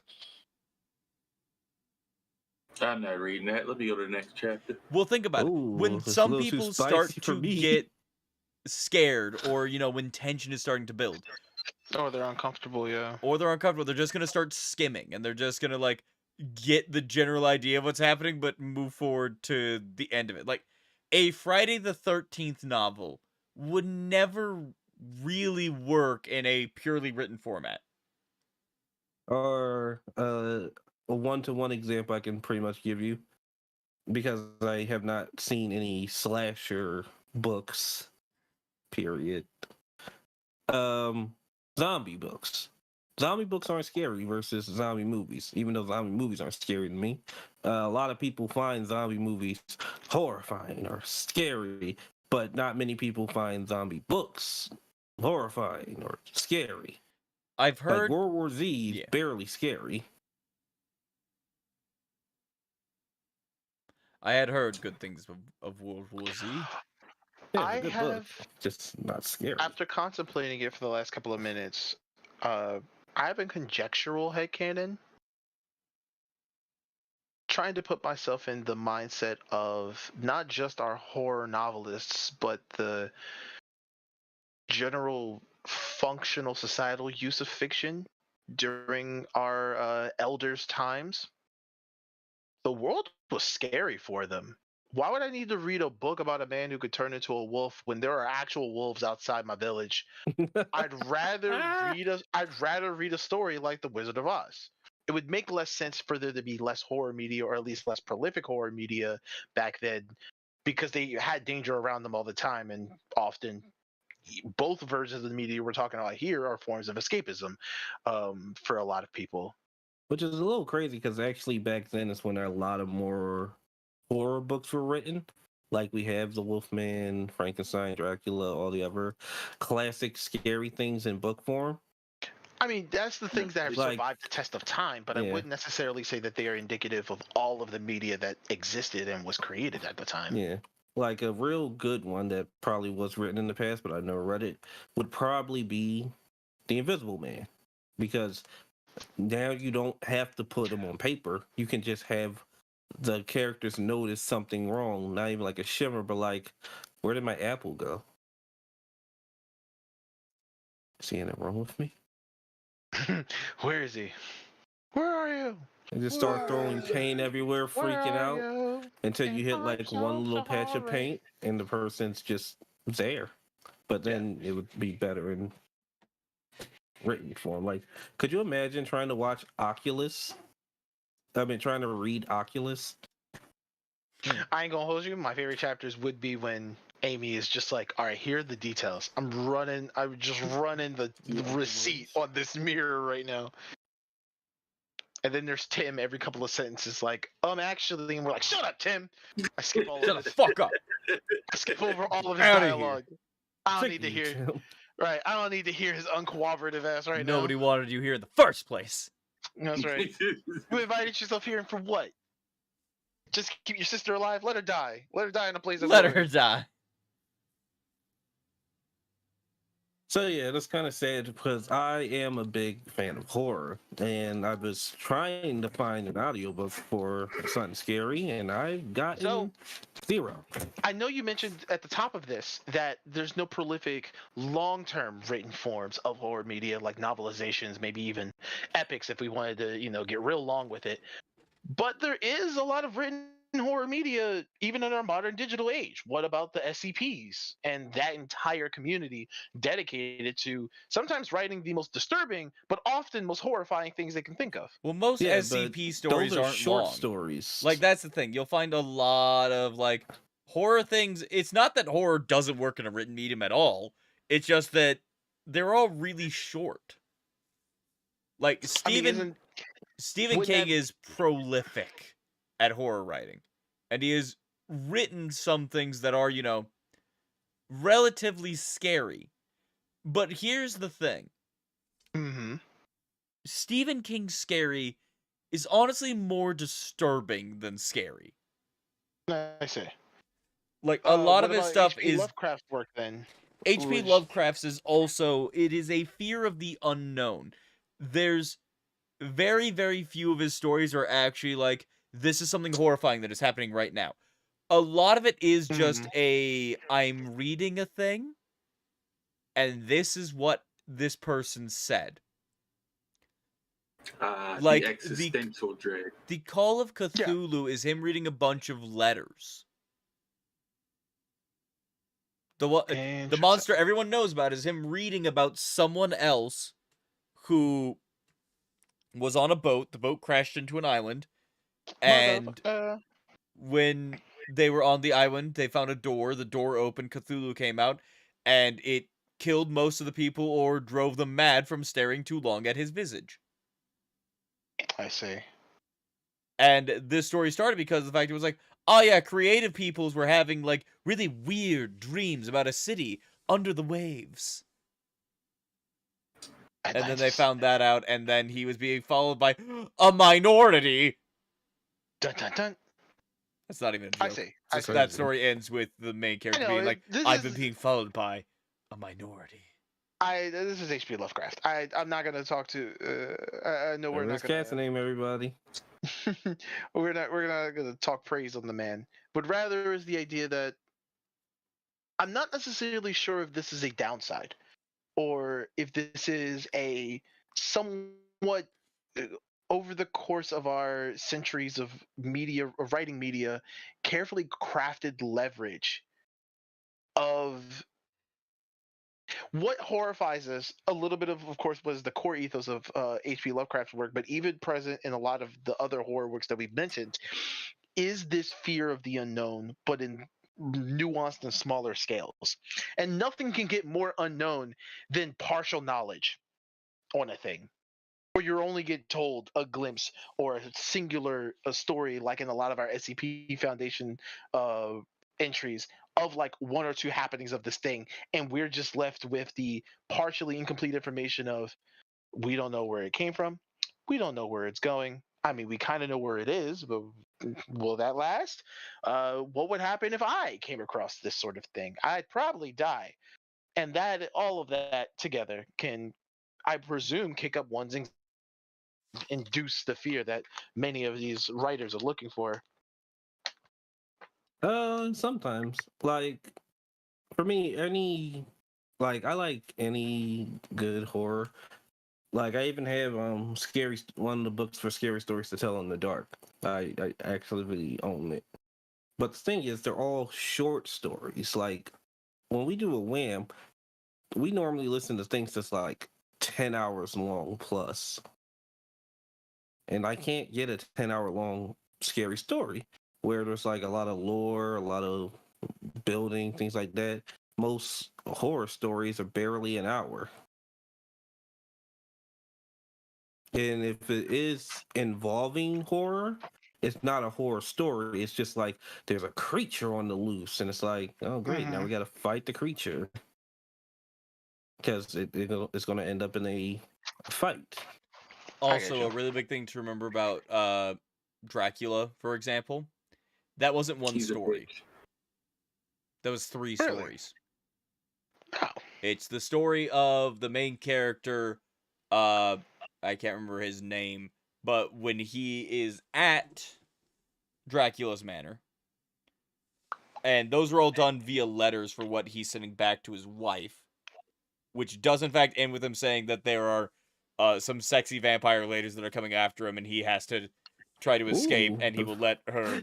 He will send mail when he has escaped. Uh, better than minorities, I see. he does in fact escape. But then the second story is her story and about how she has to deal with oh god, I've forgotten his name, Van Helsing. Dr. Van Helsing, and how there are strange happenings going on in England. And then he comes back and they realize it is Dracula and what Dracula is planning. And so the third story is then them going after Dracula. I see. Okay.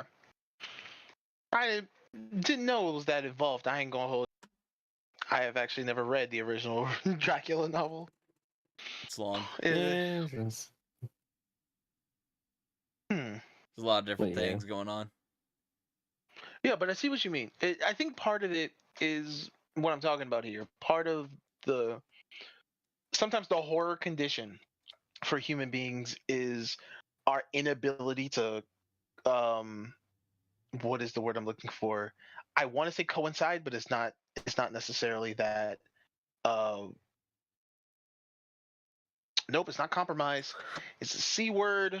Compromise. It's not compromise. You said it wasn't. Um, my brain was thinking. Compromise. My brain was thinking of the words. Comprehend. Haha, there it Comprehend. is. We did it. Sometimes like the tick of horror is our inability to comprehend stuff. Obviously this is different from stress induced horror, like a wolf being directly in front of your face. You comprehend that's a wolf. I'm not going to take it away from my ancestors who saw a wolf and was like, that's a wolf. I am scared, because they were definitely scared and that was definitely a wolf. But of course, we're talking fictional media. We're talking things that aren't ever physically present in front of us. And I think one thing that media in general has done for us is that they often play this game of how much information they're willing to give us. The audience is really only riding this wave, so to speak, carefully crafted by our authors and creators. And in the case of horror, it makes a lot of sense for that wave to be sometimes a bombastic but fleeting event that lingers with you. And so you suffer with the contemplation and inability to comprehend what you may have just read. But I definitely see possibly a pitfall if that medium, and even this happens with movies too. If like the killer is out there for 5+ hours, real movie time, I'm gonna be like, just kill them all already. Or conversely, all of you just jump this person already. I'm tired of this. I understand that they appear from the shadows with a dagger and get you and you're least expected. Just walk in a circle. I mean, not walk in a circle. Walk with your backs to each other and slowly approach his house and then burn it. Now what is Look, he you gonna gotta do do? the XCOM thing. Everyone stand near each other. Overwatch. If the thing appears, kill it. That's right. Kill it. Kill it with fire. Oh, and I see that in a lot of these written medias. I can't imagine it being too long, because the mystery can only be dragged out for so long as well before you play that push and pull of reader retention and interest. But also just the thing of like, the longer it goes, the less of a mystery it becomes. The more the person just gets to understand and possibly even feel a sense of comfort from their understanding of the thing. So I think keeping it short is probably the smart move for a lot of these people, even if we won't get a 4-hour wham talking about one particular piece of horror media as a result. I would generally concur. I think that, honestly, one of the best things you could do for horror in a written medium, and I know this isn't the topic, if you're writing it, I feel like mystery horror is the best combination. Yeah. Because one of the big things that you have to remember with horror is in the visual medium, and this isn't me being a hater of the horror genre. This is something that, Maurice, you like the horror genre He's of a movies, hater. right? Oh, I love horror. All right. Sometimes the characters in horror movies have to be fucking idiots to get into the situations that they're in. Of I course. feel like that. And like, that's not even like I mean, I've we seen went to that Camp many Crystal Lake for mediums. the 7th time, even though there have been 6 other murders. Like, legitimately, there are times in horror movies that people are like, oh, should I go left towards the happy field of gumdrops and candy the field canes? of quick Or and easy solutions. or You should like, I you can go say to the it. left into the field of Pain and hell? regret. And they're like, let's go through hell. Obviously, the field of quick and easy solutions is a fake. And then they get over there like, nope, this is actually hell. Help! From what I've heard from the various different book places I've gone to on like TikTok and YouTube, thriller seems to be one of the best written mediums for like instilling fear or stressing readers out and stuff like that. Indeed. Because thriller, unlike horror, is pretty much pure tension. It's like the idea of like, oh man, I'm glad we have these 3 guys having a conversation at a table, but little did the people at the table know there's a bomb underneath it. Dun dun dun. Oh. And then the reader leans forward. That's right. Then the reader, because they're based and was watching Fox television programming in the early 2000s, they automatically intune the from 24. You remember that show? Every episode. Yes. Yeah. Every episode. And that's what makes thriller something that you can get a lot of writing into, is because it's not the fact that we don't know what's happening, it's the fact that we do know what's happening. The people we're following don't, and we're trying to save them. But they won't. Don't But they save won't. them. Because they They don't know. want to be saved. Don't save them. Versus horror, where this is 3 guys sitting at a table, then the table explodes. What the fuck? It's very difficult to jump scare when, you're writing it. True. It's like nearly impossible. I've never been jump scared by a book. Nope. Mostly horror stories, or especially these short stories, are made to creep you out. Like, again, I have the book I feel directly in like, wait, front of hold me, on. and it I think has it my could, favorite. not to give away trade secrets that one of us may use in the future, but I think it could work with a jump scare of like leveraging the format of their book page, where near the very end of the piece of paper, right before you have to turn, it says, she walks You're down gonna, the you have to hall, come and then back you and finish turn that the sentence. page. Okay. You with me? You with me? I Yep, never lost you. I'm not. Cool. I was just making sure Maurice was with me. I don't want to be silenced by Discord as I try to make this joke. So at the very end of the page, right before you have to flip, it says, she walks down the hall. She died.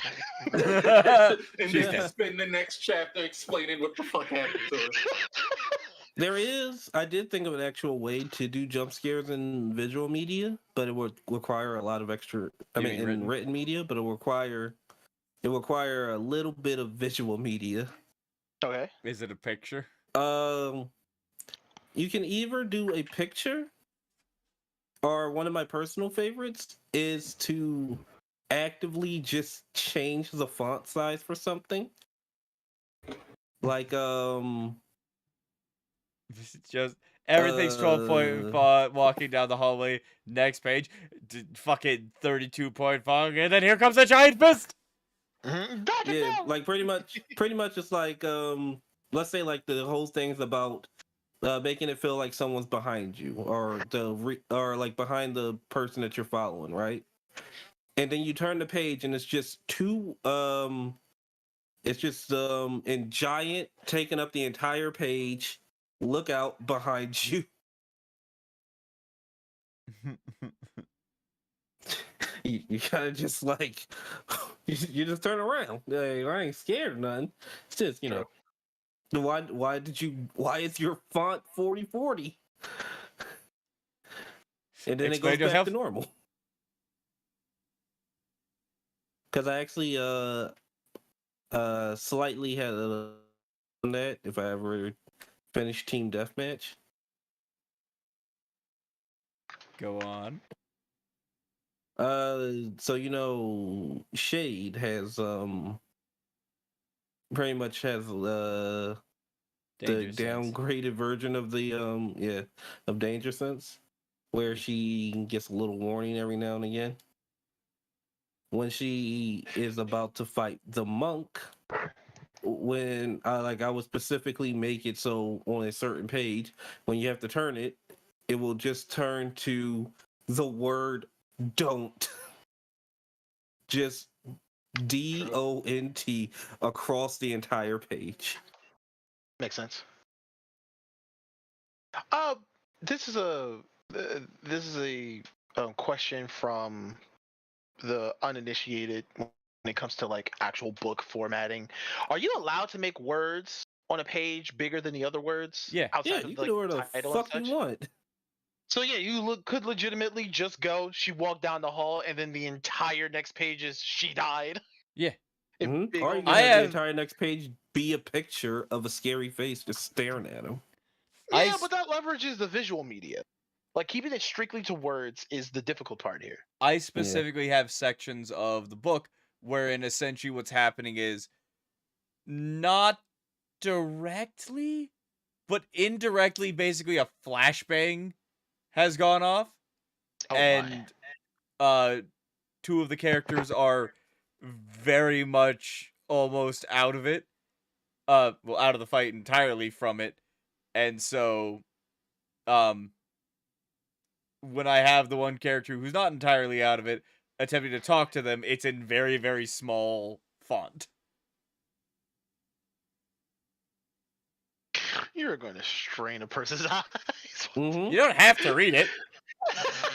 You're gonna give him. You're gonna make him bust out the reading monocle. Just all right. Zoom, enhance. What is being said here? It's the same thing for visual media, where it's a flashbang and all you hear is the ringing in your ear, but you can slightly pick up the dialogue of a person saying, Get up! Get up! We gotta go. We Get gotta go. up! We gotta go. We gotta get out of here. They're opening fire. What? Move! Get the fuck out of here!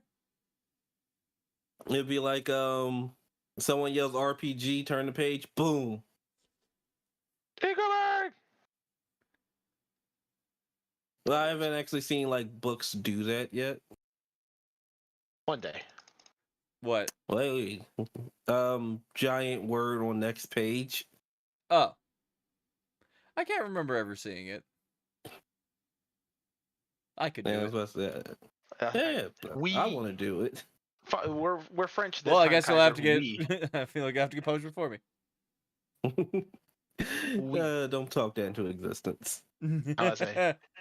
You'll be very disappointed if I did get published before. Nah, I'd be It's just like, proud. come on. I No, sent no, out no. 50 You'll be equivalents at this happy, point. but you'll also be sad at the same time. Listen, if you get published, you can help me get published. Of course, I would hope so. But I feel like the resentment was still. What do you think? You think I did this? Why for are you me? guys talking like I'm a resentful bastard?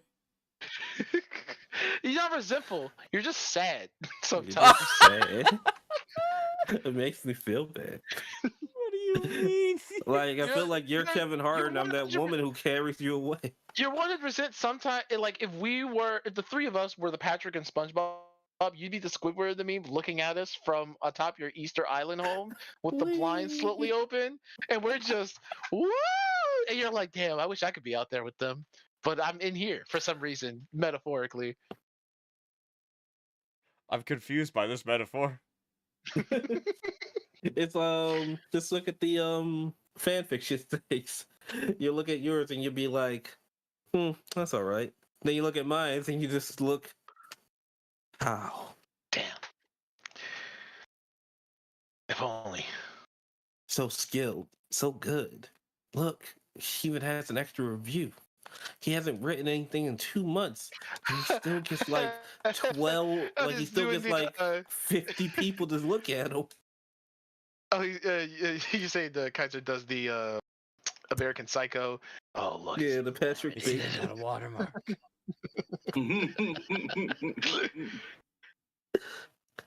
I trust Kaiser wouldn't be like that.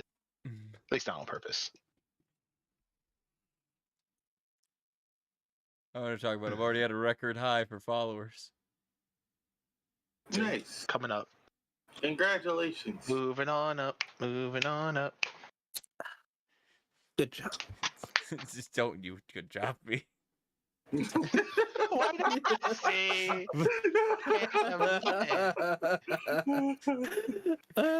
We can't sing your praises, no nothing. He's not allowed to.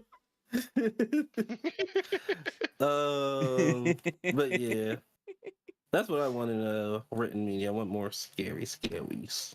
Listen, Because I got my short see you. stories, I got all my creepypastas. Like I get a bunch of them, and like from Reddit and things. But once again, they're short. Like if I listen to it on YouTube, 20 minutes at best. Now this is just a pitch. Obviously we could discuss like the viability of this, and I don't want to go on this diatribe for too long. But what if there was instead of the entire SCP Foundation being the main characters, the viewpoint in which we see all these SCPs, it's rather just like a group of 4 people trying to survive. Guess who's doing that? It's me. Ah, true. Never. I was making where would you Ages of be able to Sin. find actually, as you said, Maurice, where would you be an allegory piece of storytelling media? Nowhere yet. But you can check out the WAMM website where they will be eventually one you can't day. check out the WAMM website. Check out the story I wrote because I'm the productive one. He is the Loose productive promises. Look, What do you mean loose look, promises? if you can Loose promises from Maurice. Oh, okay. I was like, what do you mean? I already have things posted there. look, if you could just fuse us all into one person, we'll probably be the world's greatest. You guys, you should, Yeah. I should do the fusion dance. No, you have to join in so we can okay. also have art talent. I don't think you can See- do a 3-person fusion dance. Fucking check watch it out, us. Check it out. I ain't Check it gonna out. lie to We you. fuse, I ain't you gonna lie to two you, Raj. fuse, I don't know then why you they- two fusion combines with R2 fusion. Because they said the Potara earrings were permanent, I have no idea why 4 people couldn't just fusion dance and then those 2 fusion people put on the earring. Oh, Like that would have solved all they of their made Because it they're problems. so that technically the not permanent. yeah for mortals the Patara No, earrings are not more are not it's permanent. a more modern super thing, but that's not the point. The point is Yeah. that back when we used Fuck to believe super. that they were permanent, it seemed so simple. You could have a Vegeta, Goku, Gohan, and I guess Piccolo. Here's the thing. We don't need it to be permanent. We just need the hour. If we have True. Kaiser's productivity, Roz's art skills, and all of our things, we can just keep fusing every time we gotta get work done. We got like an Oh. entire hour to let that super freak get this shit done. What super freak? Now hold on, you're cooking. The Hold on, you're fusion of all cooking. of us. Okay. Well, Would you the guys would fuse- also get my hyper focus, so As if they don't already have it. I'm about to say, One- as if we don't have literally- Kaisers. One of these 2 literally opened up this WAMM about their level of combat and swords. Listen, Like, I'm a man of focus. Besides you, Because sheer commitment and pure will, or whatever hopefully that we don't quote get is. none of the negative traits like procrastination, evil migraines. Definitely the migraines. I think that's a pretty unavoidable thing. I can work through migraines. Okay, all right, sure. Try to pretend that this is a skill diff. I worked through migraines though. I'm about to say, try to pretend this is a skill diff. It's What do you mean? I'm just saying it's not a skill. You said it yourself. I can work. Meanwhile, Roz is understandably, I will not be showing up for WAM today, gentlemen. I am dying. On the dying. inside. And we go. Yeah, They're that's the actively thing. If killing you you. combine You're- his you're resi- okay, baby. Let's think about You can this. do it. Pause. Let's think about this for a minute Yeah. because I could Pause. explain to you why the math works for what I'm saying. Okay. Roz has headaches. Roz can, in general, work through those headaches. I'm sorry, Correct. Roz. I made a mean joke. I don't get headaches, so I'm adding nothing to those negatives. But I also have Okay. the ability to work through headaches because everybody gets headaches every so often, just not like Roz. Sure. Therefore, Okay. we have double the immunity, but only a singular. We're Negative. mathing here. I The see. buffs outweigh the debuffs, which is what I was trying to Okay. say. Hopefully.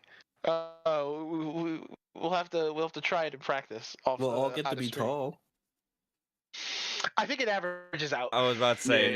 it would average out the heights. I still feel like That with means we'll all Roz's get to height. be tall. Yeah, I was about to say. I feel like we to think we would to still all Maurice, be we over would all be tall. 6 feet. I think we would be around my height, and maybe Nah, just we'll a be little like bit above 6'1". 5'9". 6'1". We'll be Will's height at 6'2". 6'2" energy. I love how the number is still consistently just going up as you talk about it. It's like Power Girl's breasts. Until otherwise, it's just gonna keep getting taller. She has Schrodinger's boobs. For context, by the way, for anybody listening in the future, I'd initially planned my book's character named William to be average height, which in the US for a male is 5'10". I then got told I was incorrect, and Maurice has progressively given between 6 foot and 6'4", but no matter what, as he talks about it, that number will go up for the longer he talks about it. Indeed. Notice he was Now, here's the 6'1". fun All part. right, we'd probably average out to be 6'1", or Will's height 6'2". Now remember, everyone, I was not the only person to give William this massive height increase. True. Everyone did disagree with me. Fine, I'll admit it. I be did like think that. he was 6 feet. And I Yeah, need him to be he 6 has feet. 6 foot energy. I It'd be don't like even that. know what that means. I explained it to you. just- I it'd didn't be like that. understand it. Here, I'll It'd explain it to the be chat. like that. Chat. Just so you know, 6 foot energy is if you are 6 feet tall, you just instinctively know you can do things. Whether it's really dumb and you shouldn't try, but a 6 foot tall person would be one of those people who's like, let's get this car up, and you'll just flip over a smart car because you could. When you have under 6 foot energy, like me and a lot of other people, we don't even think about that. I would not think about trying to pick up a car. That's 6 foot energy right there. And you're right. You're right. When When you're correct, right, you're though, right, and when you're right, you are right. that's right. It's like, look, if you don't have 6 foot energy, you are one of the people who are walking down the hallway, see an exit sign, and you jump up and touch it. I do that all the time.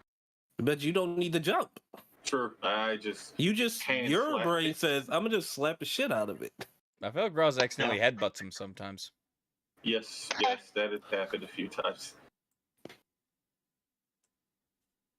Roz is big. Oh shit. But where are we at this point? We're at 2:35.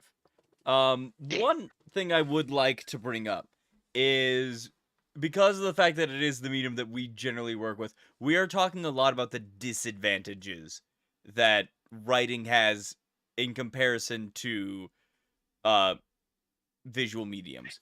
However, there are very distinct advantages you have with writing outside of just the obvious of I can write it myself and I don't have to worry about anything until it comes time to publishing.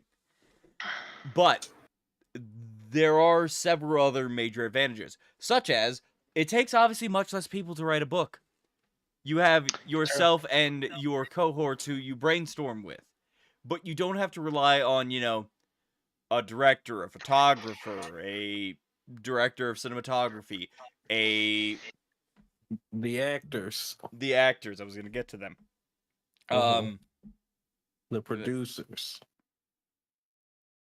Yeah, the producers who mandate this little girl who can't act in the movie, which has all the races in the fucking movie get changed, and then the scripts gets changed after that because she can't do complex scenes that a 12-year-old should be able to fucking do. And I'm not going to talk about the I was going to say anymore. the musical composer. We have found Roz's trigger of the day. Roz, would you like to explain which movie you were specifically talking about? The Last Airbender. The reason why the movie ended up being what it was one of the producers of the movie owed the favor to a rich guy, and his daughter was the one who played Katara in the movie. You think that Katara was the only reason that movie failed?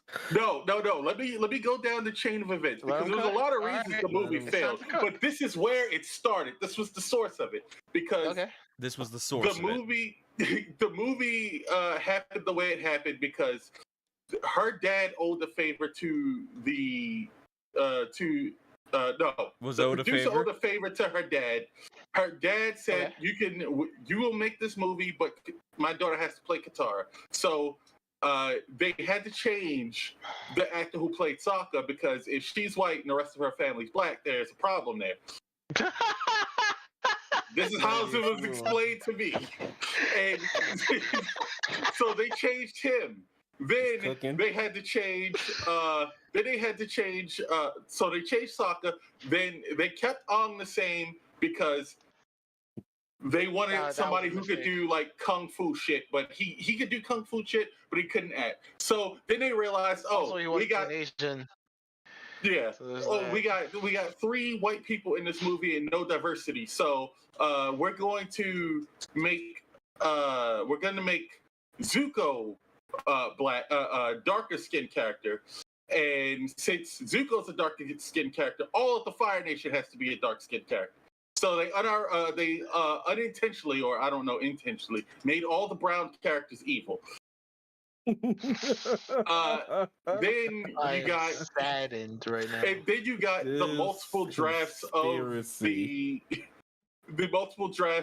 the script that kept being declined because the girl could not act them right. So everything got toned down and turned into a narration where she basically became the main character of the movie and usurped the main character of the movie as the main character. But since she was doing the narration and Aang's still the narrator, they had to change the part in the when they were saving the Earthbenders to make it so that Aang got some spotlight. He wasn't just only doing fighting. He could at least have a speech. So he ended up taking Katara's moment because they made her the narrator, which made her the main character.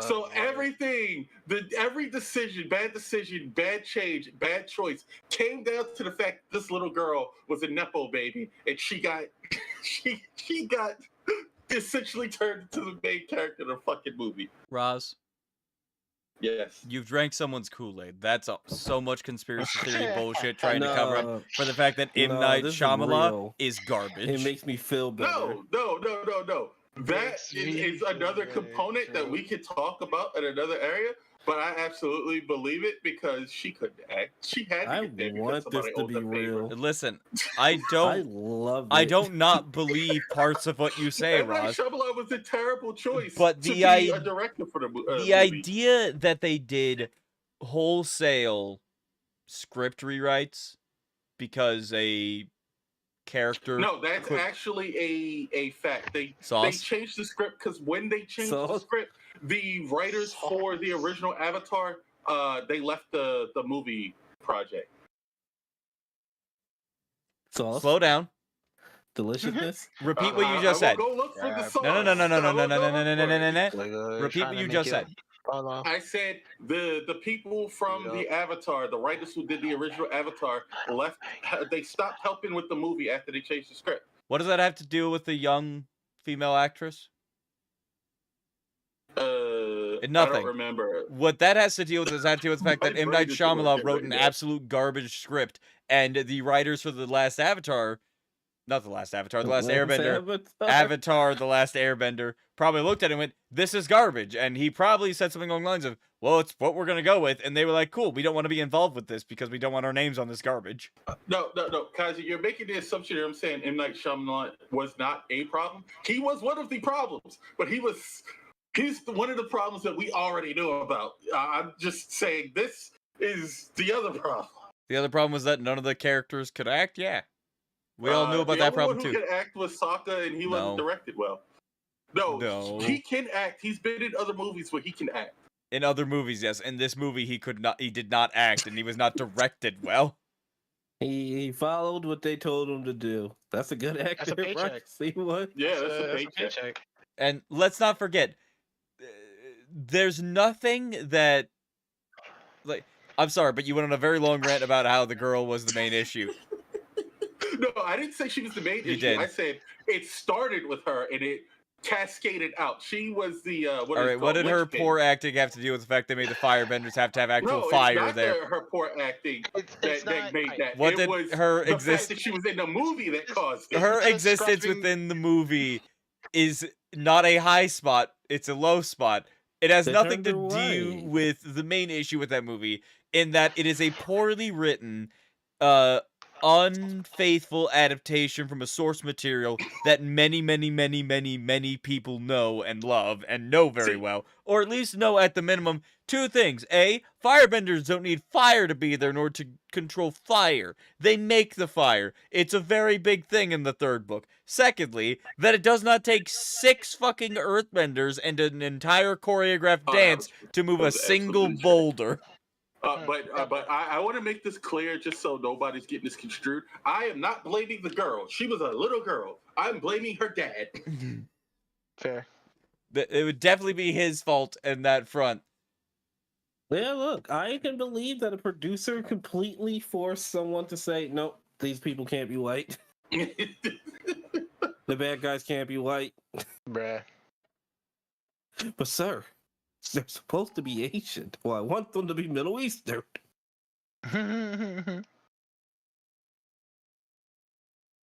But yeah, that's conspiracy theories with Roz. This is not the first one I've heard from him. They get better. Nor will it be the last. Man, I really don't like a single M. Night Shyamalan movie, do I? I don't like any of his movies either. He is a good movie. Well, Everybody can't always think of at the moment. I'm looking at the split. It's The Sixth Sense, Unbreakable, Signs, The Village, Lady in the Water, The Happening, The Last Airbender, After Earth, The Visit, Split, Glass, and Old. I just find this movie dreadfully boring. Split's okay. but Yeah, Swift was like okay. it's not a great representation of DID. Yo, I'd just like to point out the Probably its tagline main- for After Earth is "Danger is real, fear is a choice." It Thanks, did star Will Kanye Smith, West. There right? is an instinct. What is he talking about? Thanks, Kanye. That's the one West. starring Jaden and Will, right? Yeah. That's why your movies suck. You don't know what the fuck you're talking about. Let's go back to what we are talking. You're right, we We did get are My distracted. tangent. I apologize. No, That's you're alright. good. But yeah, there are some very distinct disadvantages that a visual medium has versus the written. And a lot of it does come down to that the reliance on others to fulfill their role outside of you as the writer. Obviously, That's a the good writer has other people to disadvantage. rely on because they do also get input from publishing companies, from agents, from editors. All of them do have a say in what goes on.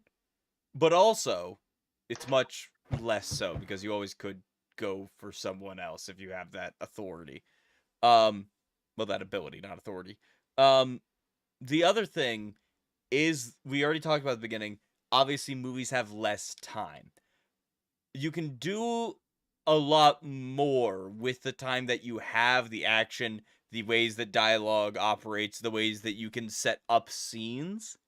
However, within that, you do have certain things that you have to make sure you deliver on, showing the right areas, building up the world, giving them that visual, just those drone shots to make them feel like they're in a living, moving world.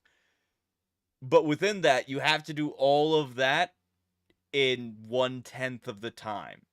And attempting to get much world building, and it's very tempted just to exposit, just to list things out, to be like, now you know, and then disappear into the shadows. And that's the big thing that everyone is always told not to do, is like, don't over exposit at your audience. And that is a good overall piece of advice, not to over exposit. But you have to get the exposition in to explain what the world is like, what the situation is, how the world exists to your audience very quickly. And it can be very difficult. Yeah. Does anybody have any examples of good ways to do that, to very quickly catch the reader the audience up to speed? Catch the reader. I corrected. You got it. Yes. I will be honest. I cut out from most of what you said. Ouch. I feel betrayed. It was not my choice. It was Discord. I just didn't say anything because I was like, it's not him. It's me. And I'll come in like a robot. Like a wrecking ball. To his feelings. But no, I got nothing. I'm not a writer. I don't know anything. This is the movie thing. I'm not a filmmaker. I don't know anything. Yeah, but you watch movies. No. Let me. So 180 from the top of this. I'm an experienced filmmaker. The actual lies and deception he attempts to pull almost hour 3 into this podcast. Well, I mean, that's easier to say than I'm dumb. I have no idea. You don't have any Lying to us? examples of a movie that does good world building? Lying to us is easier than being honest. Unpack that. Unpack that. Don't you dare hear with me ever again. World building is my weakest point. Yeah, A when have you movie seen or a good TV world show? building? I still don't even know what world building fully is. What do you mean you don't know what Interesting. world building is? No, let's not presume incompetency Judge this man. What do you know about world building from what you've experienced in all of the shows? Let's talk Bleach. This is something that I can walk you through. it's only recently that I figured out what the concept of world building is, because I've known what certain things are, but because I Right. say to myself I don't know the terms. So now I know that world building is, you know, how you display like the culture of your world and how it operates and how it works. I know that now, but like a couple of months ago, did not know that. I just know, oh, they just show you what's going on in the world. And what is that called? I don't fucking know. It's called world building, dummy. This man can explain to me how everything works in Bleach. I don't know what world building is. Yeah, right. That is understandable. Sometimes you don't know what you don't know when it comes to the particular terminology. Yeah, I never learned the technical terms or anything. Fascinating. No. This man breaks down Well, when it everything in comes Final again Fantasy. to keep this in, actually, yeah, I'd love to touch on that as well, but let's stick to Bleach for now. So, how do you think the Bleach anime handles telling you what the world is and how the world works? Category Town, technically most of Japan, and more importantly, the Soul Society. Well, when it comes to the world of the living, it's so often called in the show. They don't really tell you anything because they assume that you live in modern times, you already know how the real world works. But Sure. in Soul Society, they give you so many fucking explanations. Right. I don't know where Sukyoku Hill is, but I know it's a hill, and it's at one of the highest parts And it's a of Sukioku. Soul Society. I don't know where Sukioku Hill is, but it's a hill and it's Sukioku. I still Yes. love Yeah, I'm following you. Thomas's terrifying world building idea that America's just a bunch of plantations. Oh, no, I will say it this. is. I'll say this exactly once, and then never again for WAMM at least. Those audience members, if you're familiar with the beach setting, Roz did give a good idea that one, there is the world of the living, aka modern day Japan. You already know what that's like. But the fantastical element of the show is essentially the afterlife, where Yes. all characters who are Japanese, or at least living in Japan, die, get, gripped up by people in black clothes and sent to the sky. Up there looks like feudal Japan. Yep. And that's pretty concerning, given that that's supposed to be the depiction of the afterlife. So, I don't want to die in America. What's up, Yeah, Japan? because they did show us because that was a question in Bleach for a very long time. Does everybody go to the Soul Society, or is there like different areas? Because, like you said, Soul Society, from what we've seen, looks just like Japan, feudal era Japan, and we do not want to go. Some of us do not want to go there. Specifically, Koreans, they don't want to go there. No. And then later on, in a sequel manga called Burn the Witch, when they reveal it's a sequel manga, they reveal that there's a Western branch, and the European Soul Society looks like Harry Potter with dragons. Uh-huh.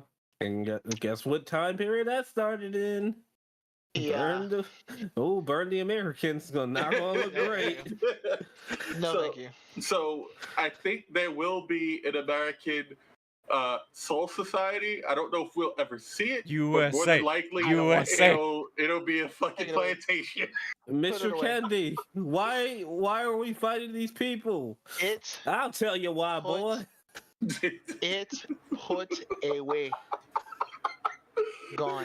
But I'm not sure we want to go to the African Soul Society either. I don't know. I'm gonna go to the Ocean Soul Society. I'm not trying to run caves for Black Panther. The ancestors. Yes. But so Roz, as leveraging Bleach as an example, honestly, and I concur with you, they do give a lot of information about how the fantastical elements of the show works. But of course, it's not always shown. It's mostly told.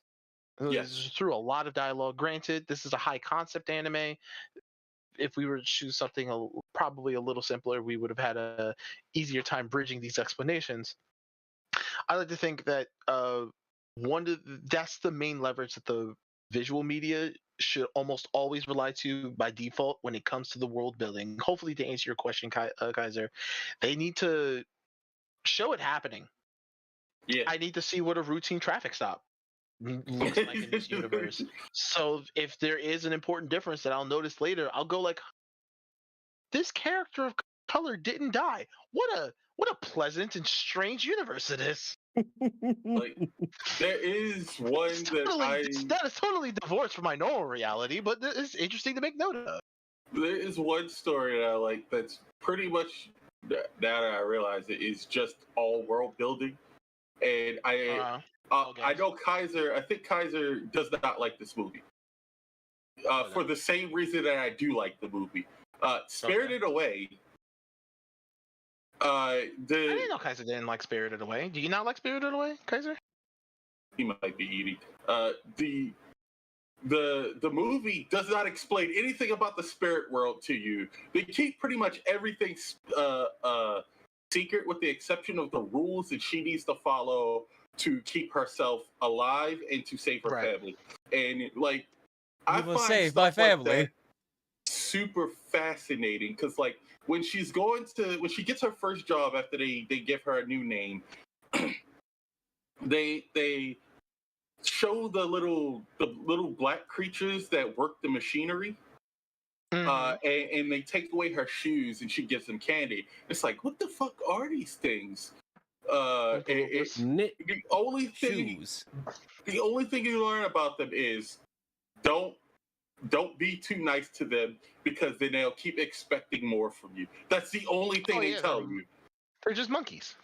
And then all they do all day is like work in the machine and help the guy with like, I don't know how many arms he had. He had multiple arms. Don't even know what he is. No idea what he is. We just know what he does. He works the machine. We just don't know anything. He just sends the water for the hot springs where it needs to go. And it's like, it's one of those movies that captivates you because you have so many questions, and you keep watching because they're not giving you answers through the audio. You have to kind of figure them out through the visuals in the background. And some answers you're gonna get, and some answers you don't get. And I just find certain movies like that very captivating. Okay, I respect. Now, while this is not a sentiment that most of us will agree on, going back to the written, when it comes to world building that's not explicit, a lot of it being contextual, nuanced, and requires active audience attention to understand and to extrapolate from. One of my friends had pretty much that to say about why he liked the Dune series. Most of the geopolitics going on in that universe apparently are not easily explained. Much of what my own personal experience was reading the first couple of chapters, and I'm going, what is going on most of the time? If a person apparently has that sort of keen sort of reading mindset of picking apart almost every single piece of character interaction and political machination that they come across, this is a reward that they'll probably get from reading that series. So it definitely can work in both styles. Of course, the visual component, since you don't have the ability to, well, you do have the ability to rewind, but since it's generally not that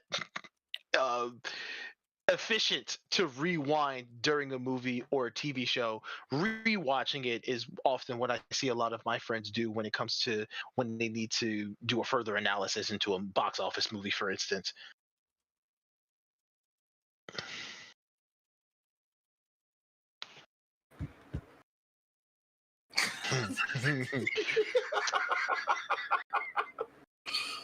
Don't mind us. Kaiser is subtweeting. No, I'm not. I don't even know what you're saying, but I'm not doing it. Kaiser is just calling out every single person who is subtweeting to every person. Feel offended if you must. Don't make me say it on the live. Don't worry. I'm doing this to avoid that. But we're almost done. Different topic now. Yes. We know certain rules, like Chekhov's gun. If you say something, which is both a visual and a written medium tactic. Yes. So if you put something in the book, it has to be used. is essentially the thesis of Chekhov's gun. But that's the Gum? thing I always that's the thing I always Boris? Twice. that's the thing I always wondered, how does that fit with world building? Because not everything you do with world building is going to appear again, at least in some of the books and stuff that I've read and heard. Mhm. Like sometimes they'll just say some shit and it'll never come up again. But that doesn't really go well with the whole Chekhov's gun thing. So is Well, it really here's the thing. necessary to have unnecessary things in the book? Now that's the thing. Chekhov's gun does not mean if something is in the book, it has to be used. Essentially, what Chekhov's gun is it is the introduction of a thing that could be used later.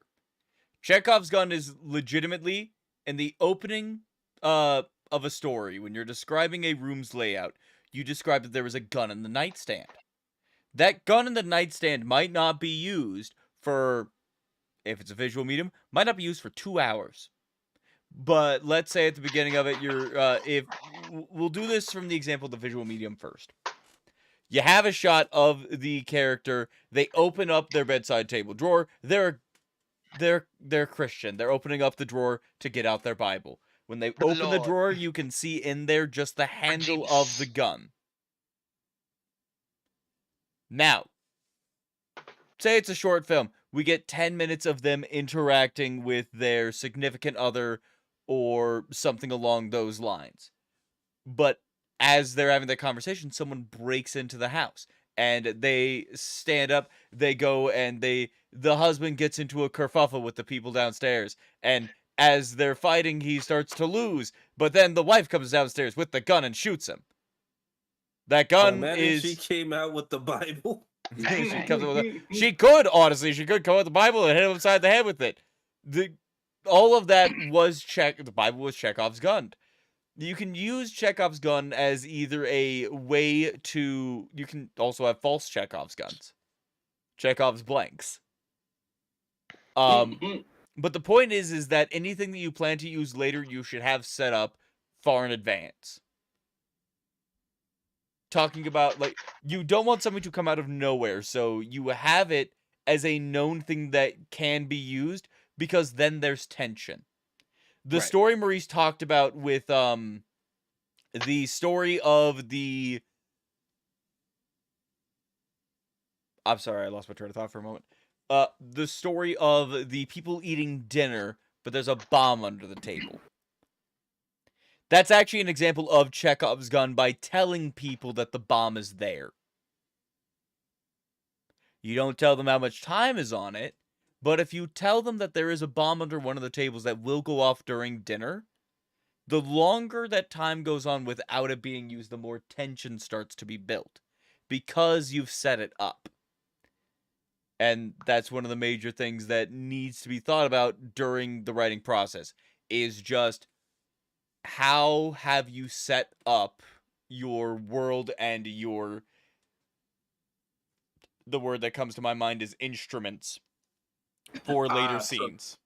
So it's like the Stewie and the at least it's not raining, and then the last time he does it, he gets stabbed. Technically, it'd be...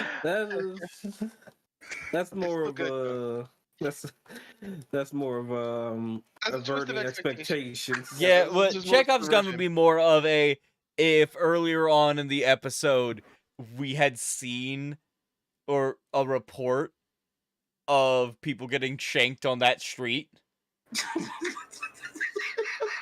Yeah, that would have worked. In other news, crazy man with a My- knife still at large. Back to you.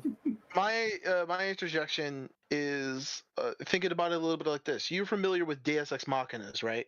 Yes. You're familiar with Me? that concept because it's the idea that insert random thing came in to interject itself into the plot.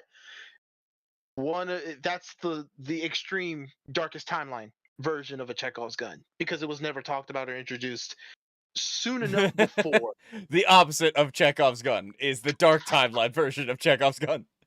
Is the dark timeline version. This also goes for my new favorite coin that we did for All's Quiet on the Western Front, Deus Ex Diablo. Now, Deus Ex Diablo. I'll use a more modern example. This is a spoiler podcast, and you weren't expecting this, dear listener. But I'm gonna talk about Ant-Man Quantumania. There are ants. Oh shit!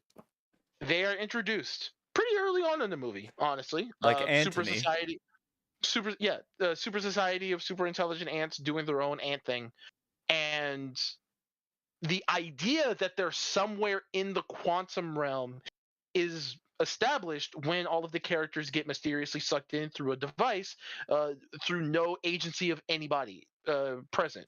None of the characters. So the ants are just as well as displaced and somewhere as all of the other characters. So we know that the ants are somewhere. The transitional scene of everybody getting smaller and smaller infinitesimally shows a good moment of the ants close up on their face, and then they woof away for out of sight, out of mind for the rest of the viewer, for the almost the rest of the movie, until Hank Pym gets Hank. this sort of like crick in his neck, as if he's getting a signal sent to him, and it happens to be the ants. He meets with them. They have apparently aged to they experienced the time wizard dark magician thing where they grew super old, wise, and sagely, and even more scientifically advanced during their time in the quantum realm. Blah blah blah blah blah.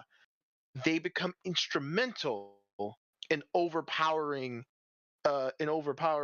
Kang when no other available option was there to actually help facilitate defeat the villain plot point. We was Kang.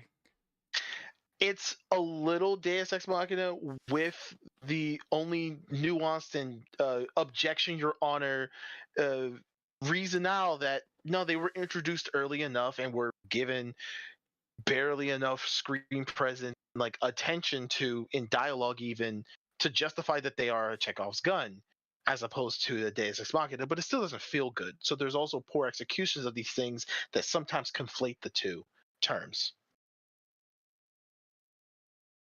Hmm. Yeah. I have an example for just forgetting your Chekhov's gun. you the theater just forgetting. Hmm. Oh Now Lord. this one is going to be big spoilers for the show. Ruby. No. You wouldn't. Hand over mouth. Impossible. Look. We may get a lot of hate for it. We'll live. Unless we don't. Unless I die. So during the last volume, they all decided to help everyone escape the endangered city of Atlas by creating a interdimensional subway portal system to take them from one country to another. What? Yeah. So inside there was one rule stated: do not fall. That was the lone rule. Don't know why, but okay. So our four main girls fell. Oh no, they're lost forever. Their friend John fell. Oh no, he's lost forever. But something that the show forgot is that immediately before any of that happened, an explosion went off, knocking dozens of innocent people also into the hole. We have not seen them yet, and there's been how many episodes so far into this? It has been 7? Yep, 7 episodes into this new season where we find out that they survived falling down there because it just takes them to make believe land. Yeah, that's a place. And there's no other humans down here besides these five plus the villain.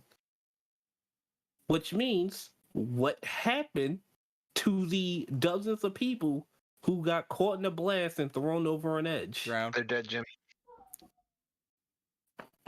They drown. They're It's possible. in the We should words see their of bodies. in the words of the great Steven Universe, they're gone. They are gone. God. and it's just something that I'm like, how do you, the writers, forget? Now, I could be too soon. If You got one 2 more of the episodes. characters did not actively go back in time and meet 2 other people who were not inside that group and was actively here when everyone would have fallen. He found these 4, but he couldn't find the innocent that fell, or were they just not important enough? Because they're not, I guess. We're Right. fucking trying to save them now, but now we just forget them, I guess. Fucking- Don't you hate it when you're not important? Every time. And I thought that was going to come up as a plot point later, since we all knew the girls weren't going to die. So now I thought, hey, we're going to be in whatever land this is, guarding innocent people who can't fight back from whatever creatures may be about. Nope, none of that. Some chicks kissed. That yay, they resolved their relationship Yay. issues, Ooh. but they can't save lives or help people in trauma. But they're I have happy. a question real quick. Why does it feels like the girls from Answer. Ruby aren't the main characters of Ruby? Oh no, 'Cause they they're are. not half the time. They are not.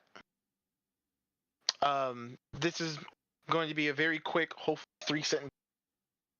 Monty Ohm, the creator Grand Poobah of this series, tragically passed several years ago. Ruby, from the ground up, was a creation of his own making, where he wanted to take these specific 4 characters that Maurice just talked about, the 4 main characters who the series is named after, to just do cool shit with. That's it. He has 2 friends, and of course, it had 2 friends and a nice handful of people who ended up helping fill out the rest of the roster. So many of the other characters are their creations more so than his. And one of the things that they talk about in interviews and such is that they kind of bemoan the idea of calling the series name Ruby, but instead something different, so they can tell stories not only with their own characters, but not have to always focus on these 4 girls, because their visions for these characters are not what his was. And that's generally the vibe that you can get if you watch the series proper. They're kind of just there, honestly. Every summary, every video, every discussion video of Ruby, I hear a lot about all of the side characters, but very little about the main ones. It's like they just don't feel like main characters. They feel like side characters in their own shit. Look, if you ever want to feel like a side character, look at Yang. She can't even wear her color. Sure. Yeah. What is I that? don't like that. There is one, and this is a loose point that I wanted to talk about to end this. This has a little bit to do with how people perceive things. So it's not going to be a hard pro and con for the mediums themselves. Before I'm sorry. I didn't want to get out of Chekhov's gun before I had made one point. Yeah, by all means. You were waiting for it. You laid down the groundwork. Go ahead, bang that gun. One of my favorite short videos on YouTube is a prime example of Chekhov's gun. And what it is they're at a one of those antique auctions, and someone brings in a flintlock pistol, and they're like, "Oh my goodness, this is the Chekhov's gun." And so anybody who is watching it that knows about the writing technique of Chekhov's gun is like, and the next line is the antique, and like, "My word, it's even still loaded." And then they proceed to have a 2-minute video where they keep having loud noises go off, and it looks like people keep shooting the gun, and then they just turn around and be like, "Oh no, Cynthia, stop playing with the balloons." I'm gonna find the video so I can send it to you guys. Yes, please. Yeah, that was my last point I wanted to make on Chekhov's gun. Excellent. Yeah. I did have one more thing that I just wanted to bring up. One more God thing, damn it. Jackie. Look, it's gonna be slightly quick, but there's another disadvantage between written and visual, and it is the best way I can say it is aesthetics. Like pretty much, if you have a book say she was the most beautiful girl in school, versus having a movie and it does the slow mo thing of hot girl walk down hallway. Some people will be like, I don't think she's that pretty in the mostly in the book form, because it's like you imagine what she looks like, and you're telling me that this one random chick who's kind of a bitch is the most beautiful girl in school, versus a casting director who pretty much just hires the most prettiest person to play the prettiest girl in school and make all of her friends kind of average looking. Then the new girl shows up and she's also beautiful, and it's like Competition. I see what you did there. Versus the Combat. book where Your intent. it's like, look, she has blonde hair, apple green eyes, and all these everything. And she just the most beautiful girl in school. Kaiser would be like, I've seen better. Oh my. Jesus, Kaiser. So that's a slight disadvantage that you have when it comes down to pretty much Kaiser having to describe what his characters look like versus Ross drawing the characters out. I apologize, Kaiser. No need to Will apologize. keeps getting darker. Apologize. It's not on purpose. I have Hey, to look. control my color palettes better. I ain't Kaiser. stopping you. Ooh, he Will's is just for black now. real. Like sometimes I even make my own character's skin darker than it's supposed to be. Yeah, but Will's just black now. That's it. End of story. He's just tan. He's been out in the sun rays too Kaiser long. didn't know he was writing a black Listen, he character. started. He started. I don't know dating- if I captured the black experience well. He started dating. He started dating a woman of color. And That's the then best part Thomas about cuts off. Is, Like a is that Nutella. why He started dating a woman of color, leans against armrest and wiggles is that why eyebrows. she's getting Like a lighter in each Nutella. picture? That's like a Nutella off of white bread, just darken. This I mean, is that not would what I make sense expected of this why, conversation to get to. Why are we on the topic of my book characters? Hey. Because they're the only ones I can think of at the moment that we have a written version of them and a drawn version of them. True. So the last thing that I wanted to mention, and it's very dubious, so please bear with me. Doobie-doo-doo. Kaiser, you have dyslexia. Indeed. And this, very interestingly for us, the audience, you may not know, but people with dyslexia, a little bit of your struggles, from what I understand, is that you look at the letter B, lowercase, more specifically, and you look at the even uppercase P, but they'll sometimes look the same because your brain processes stuff in a 3D image. Yes? Now, Thomas, you're thinking of it a more simple way. Have you ever looked at a C and called it an X? No. It- I unfortunately can't rationalize that. So here's the issue, and this Yeah. goes for myself and many other people, especially those with really bad dyslexia. It hurts. When you read something, I'm about to blow your mind. You don't. You're not reading the whole word. Your brain is automatically, after generally the first 3 letters engaging by the length of the word, deciding what the rest of the word is. Sometimes it's just the first and the last. Yeah. So you could have the rest of it absolutely scrambled, and you just know the amount of letters the given word that you're thinking is right there, Mhm. and it'll. And Or sometimes you just change the word completely. well, no, that Hey. I'm not saying that as a dyslexic person. That's how normal people read. Mm. And the issue is when you're dyslexic, when your brain attempts to do that, you don't get it. Things get jumbled around. Started becomes startled. Subtle gets mixed in there sometimes. words get entirely rearranged and reordered. When I'm doing my own editing, sometimes I have to pause and take a step back and be like, I did not write that jumbled mess, did I? And then it's like, nope, I wrote something completely different than what I just read. The first letter of the next 6 words are literally just one off. Yeah. Or my personal favorite, I would read one of Kaiser's works and he'll just go, I did not write any of that. You didn't? Me and Marie sometimes what did read I aloud. say? And then I have to look at them like, what did I say? You said 3 words that I didn't even think of saying. I thought I read it perfectly. No. Sorry, it's true, dog. it's a thing.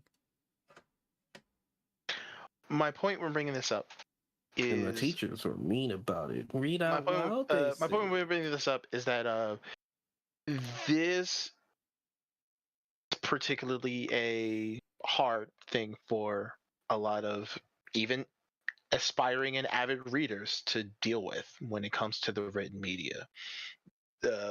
It does help in some circumstances when there's some thoughts that help dyslexic people, but it seems like dyslexia vibes more with a visual media format, especially those that probably already pride themselves on using 3D models for their visual components. It would presumably take less work out of you to comprehend what's going on if somebody had already done the legwork for you, essentially. Mm-hmm. And I do all of my writing in Open Dyslexic font personally.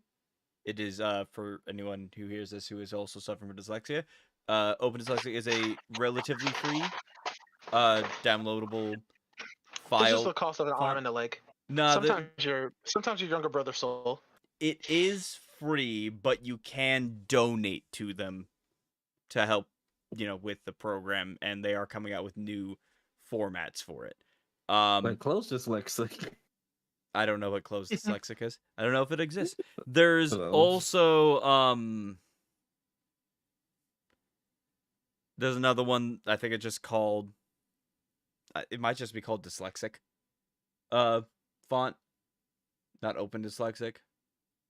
I can't remember. That one does have a flat out cost, but Open Dyslexic has very much helped me.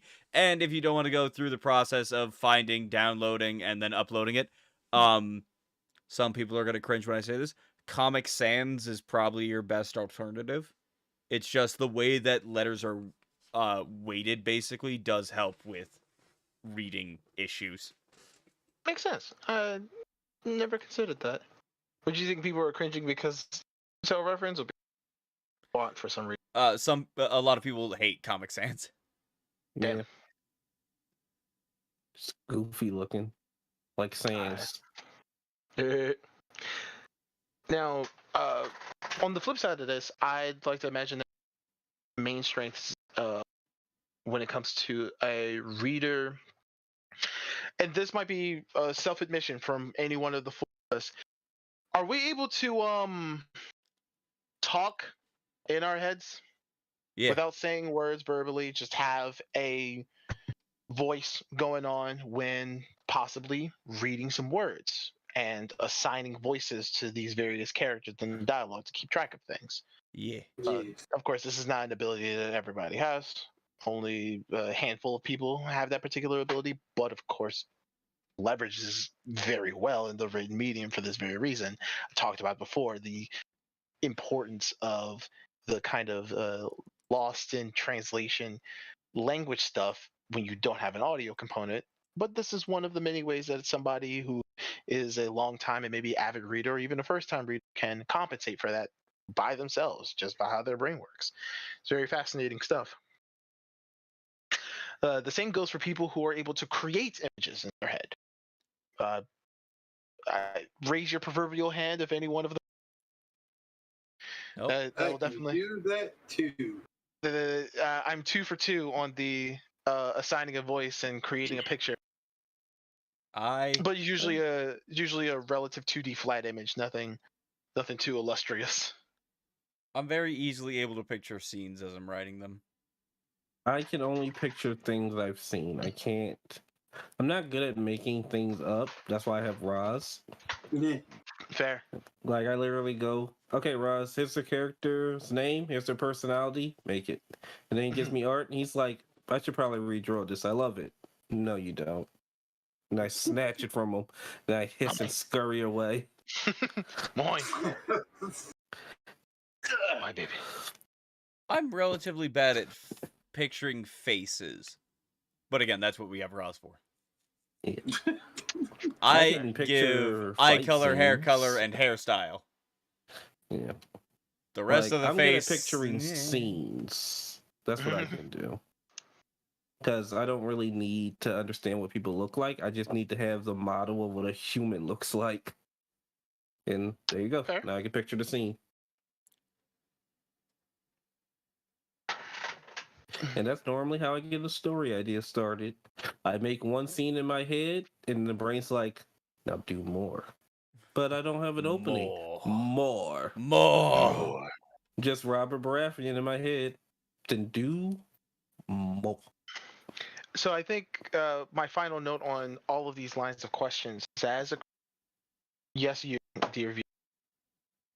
As a creator, being able to leverage these kinds of ideas is not just keeping yourself inclusive to how other people's brains work, but more specifically, leveraging your own skill set when trying to create a work for either media form. If you have an idea of how a character sounds from how you've written them, that makes it all the more easier when you're scouting a voice acting for the character themselves. Like, obviously, with the ability. Yeah. Sorry, Thomas. I think my character Sierra sounds like Garnet from Ooh, a little Steven Estelle? Universe. Okay. Yes. I respect it. I would love to get her to do a voice for Sierra. Just have her making the pirate booty jokes that I constantly make. It would be great. Excellent. I mean, we can I see ask her, but I don't think see we it got the working. money to hire the same singer Estelle. We'll get a loan. We'll go a couple of $1,000s in debt. We'll pull it together. As I learned recently, a lot of people love Sierra. We might be able to crowdfund it. Because you made True. a big booty pirate woman with True. lovely dark That was skin. an accident. Indeed. When it comes to, and this is obviously where Roz probably, when you are able to generate your own image from certain stimuli, being able to have that recreated either through your own talent or talent that you outsource is a great resource. This is actually a little bit of how I do my commissions. I unfortunately does not have the drawing talent to do specifically what I want to get done, but I am very, very descriptive because I see this image burned in my brain sometimes. Yes. So I just write it down and I go, please, artist, here's $100. Do this for me. And I get it done. Thank you, artists. I feel so bad for Roz. I made him draw. I literally said, hey, Roz, draw Faith. What is that? Dude, even Maurice doesn't know. Pink tiefling. Kind of like, it was like a pink tiefling that's, I don't know, kind of adorable and super nice. Well dressed. Oh, yeah. I also gonna need you to draw 13 times in different outfits. What outfits? I don't know. Roll a fucking dice and find out. I remember I gave Roz my characters and character descriptions, and this was before me and Roz had ever actually conversed, despite the fact that Maurice was friends with each other. Just talk to him. Like, can you at least introduce him? They were like, nah, here's his number. Man, just do it. And so when Roz drew them, there was a lot of things that were very accurate to the characters, and a lot of things that were not. And I was like, this looks really fucking cool, though. That's another issue, because I don't know if anybody else has this issue, but if I'm being described something, my brain automatically constructs an image of it. If you don't show it to me, my brain will create it on its own. I have no parts in this process, and then I have to edit from what my brain has constructed. True. And that is one of the issues that I also have to deal with. Sometimes I can't even draw what my brain has constructed. See, if Roz don't feel bad about you not being able to, Thomas. Oh, thanks, Thomas. You're welcome, Thomas. Chief. On the flip side, for those who are able to construct 3D things, Oh, I'm sorry, Mom. That's okay. That was my lovely parent. Don't mind her. In the case of Kaiser, who has the ability to 3D print images in his head, this honestly makes him very good at what we already spent the first section of our podcast talking about: combat, the intricacies of how the human body moves and how that can be translated into words. If I may be so biased when I say, has gotten very good at making that kind of description, partially because of just that's how his brain works, and he's made it a legitimate skill set in translating that into written form. So it's always doable. It's always possible, just with a little bit of faith, trust, and maybe pixie dust if you can get it legally, but I don't think you can. If not, coffee is a pretty good substitute. Yeah, in small doses. No more than a cup, please. Don't listen to him. I see you. I see you Don't using listen that to him. spiked lemonade from Panera Bread. Put it down. The spiked Put it lemonade down. from Panera what the fuck? There's spiked lemonade from Panera Bread. There's Yeah. Is that an actual thing on their menu? I'm just It gonna is. say something controversial. Panera Bread is overpriced hospital food. Listen, I'm gonna say something else that was controversial. Panera Bread was better when it was just called the St. Louis Bread Company. Overpriced hospital food. Excellent. As opposed But to the that's, underpriced hospital food at the actual hospital. That's right. But that's all I wanted to mention. I've said my piece. And if there's anything else that we would like to say, I think we should start closing. We are at 3 hours and 30 minutes. Maurice, Roz, any last comments about visual versus written mediums? I like visual mediums because they allow you to see the fluidity and emotion. But I like, what is the other one? Written. My brain is written. My brain blanking on words. I love the written medium because it gives you more of a chance to get inside of a character's head. Sometimes So to a it's dangerous degree. Be careful with it. Yes. So it's more about the character and who they are, whereas the visual medium is more about the character and what they do. And I like the nuance that both brings. That's why good adaptations, are really nice, because you get to experience the book or the movie or the comic in different ways that you couldn't in other mediums. And I think the diversity is the best thing on the planet. I'm inclined to agree. I think between the two, I like visual mediums more. It's also more accessible. A topic that's like not a hard pro, because there's also a con, given developmental cycles of visual productions. To be fair, I'm gonna be honest. I think a nice plate of bacon is a better thing in the world than diversity, but what about different types of bacon? Because beef bacon is something else. That is good shit right there. Yeah, See, don't listen. I don't want Guys doesn't diversity like in my the fact that bacon. You give me That's crazy. fucking pig bacon. If you give me turkey bacon, I will shun you. I don't like the fact that I like turkey bacon. It's not bacon. How dare you call it so? Because I don't eat pork. So I only eat turkey bacon, and I can't afford beef bacon, so... Turkey bacon's really good. I would rather fucking starve than eat turkey bacon. Then starve. No. Right, then More for me. starve. Guess what? I don't have to. I have fucking money. I'll buy bacon. Good. Uh-huh. And I'll put it on everything. Don't forget the turkey bacon. No, For I the will forget the non-pork turkey bacon eaters. every time. Don't send me grocery shopping. I don't. I'll mark it as bought and not. I do have one last thing to say about the visuals. One more thing, Jackie. Yes, if we're all going down a line of talking about it. There's a really good middle ground that a lot of people aren't into, and it's podcast stories, where it's pretty much like a radio play. Oh. And that's like the closest thing that you get to like brain visuals. It's like, think of like an audiobook, but they give you the sound design, they give you like multiple characters acting out different things, and it's just super fun. I quite enjoy it, and I listen to some of them sometimes. That's So pretty dope. yeah, so if you're ever looking for a middle ground, just find yourself like a audio podcast play. They're fun.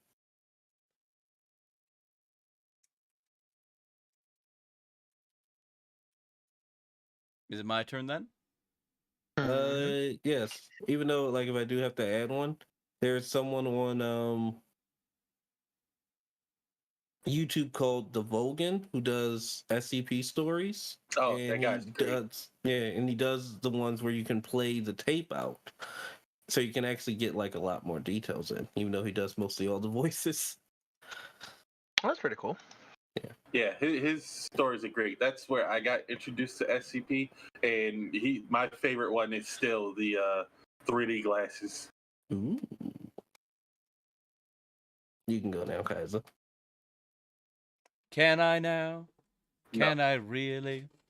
No, Oh, well, I guess I'm on the stream. Thomas turn. go make something. No, my last point was simply visual mediums are great. Everybody, I don't know anybody who does not love movies. I don't know anybody that shuns them in their entirety. I'm sure they exist out there, but I believe they're a great medium for telling stories. Sorry. My only complaint that I have about all right, what is it? I'm sorry. I went to the chat and one of you he xenomorph in a school uniform. Okay, we're gonna ignore that and we'll get back to my closing statements. Thanks. Could have muted yourself. Could have moved away from the mic or not made it seem like you had something important to add. Damn. Fucking Ross. I think that one of the major issues that we have today is that with adaptations, for some reason, Hollywood directors and writers seem to have the opinion they are better writers than authors, which if they were, they would be published. And I think they should stop trying to alter their source material to a point that they're telling their own story and give the people what they want. You're using the name to draw in the people. The people are going to hear the story that they know and love. Stop fucking twisting it into something completely different. Looking at you, Halo. You couldn't outright a video game crew which you talk smack on. How does that feel? Probably not good. Unless you're so delusional you think that you did better, which would be pure delusion. There are a lot of delusional people in the entertainment industry at the moment. There very much are. But my final point is, I think that the biggest difference between the two, the visual and the written, visual requires money, time, effort, and multiple peoples. If you very much want to tell a story, write it. Even if it's a short story, even if it is a screenplay, I say write it down because it takes time, it takes a lot of effort, but completing a story script is... I haven't quite gotten mine published yet, but finishing a book in itself is a very satisfying feeling. In fact, it can become relatively addicting, which I think might be my issue at this point. But until if I find out that's a real thing, I say go make something. Yeah, go make something. See you next week. Au revoir. Bye. I want hot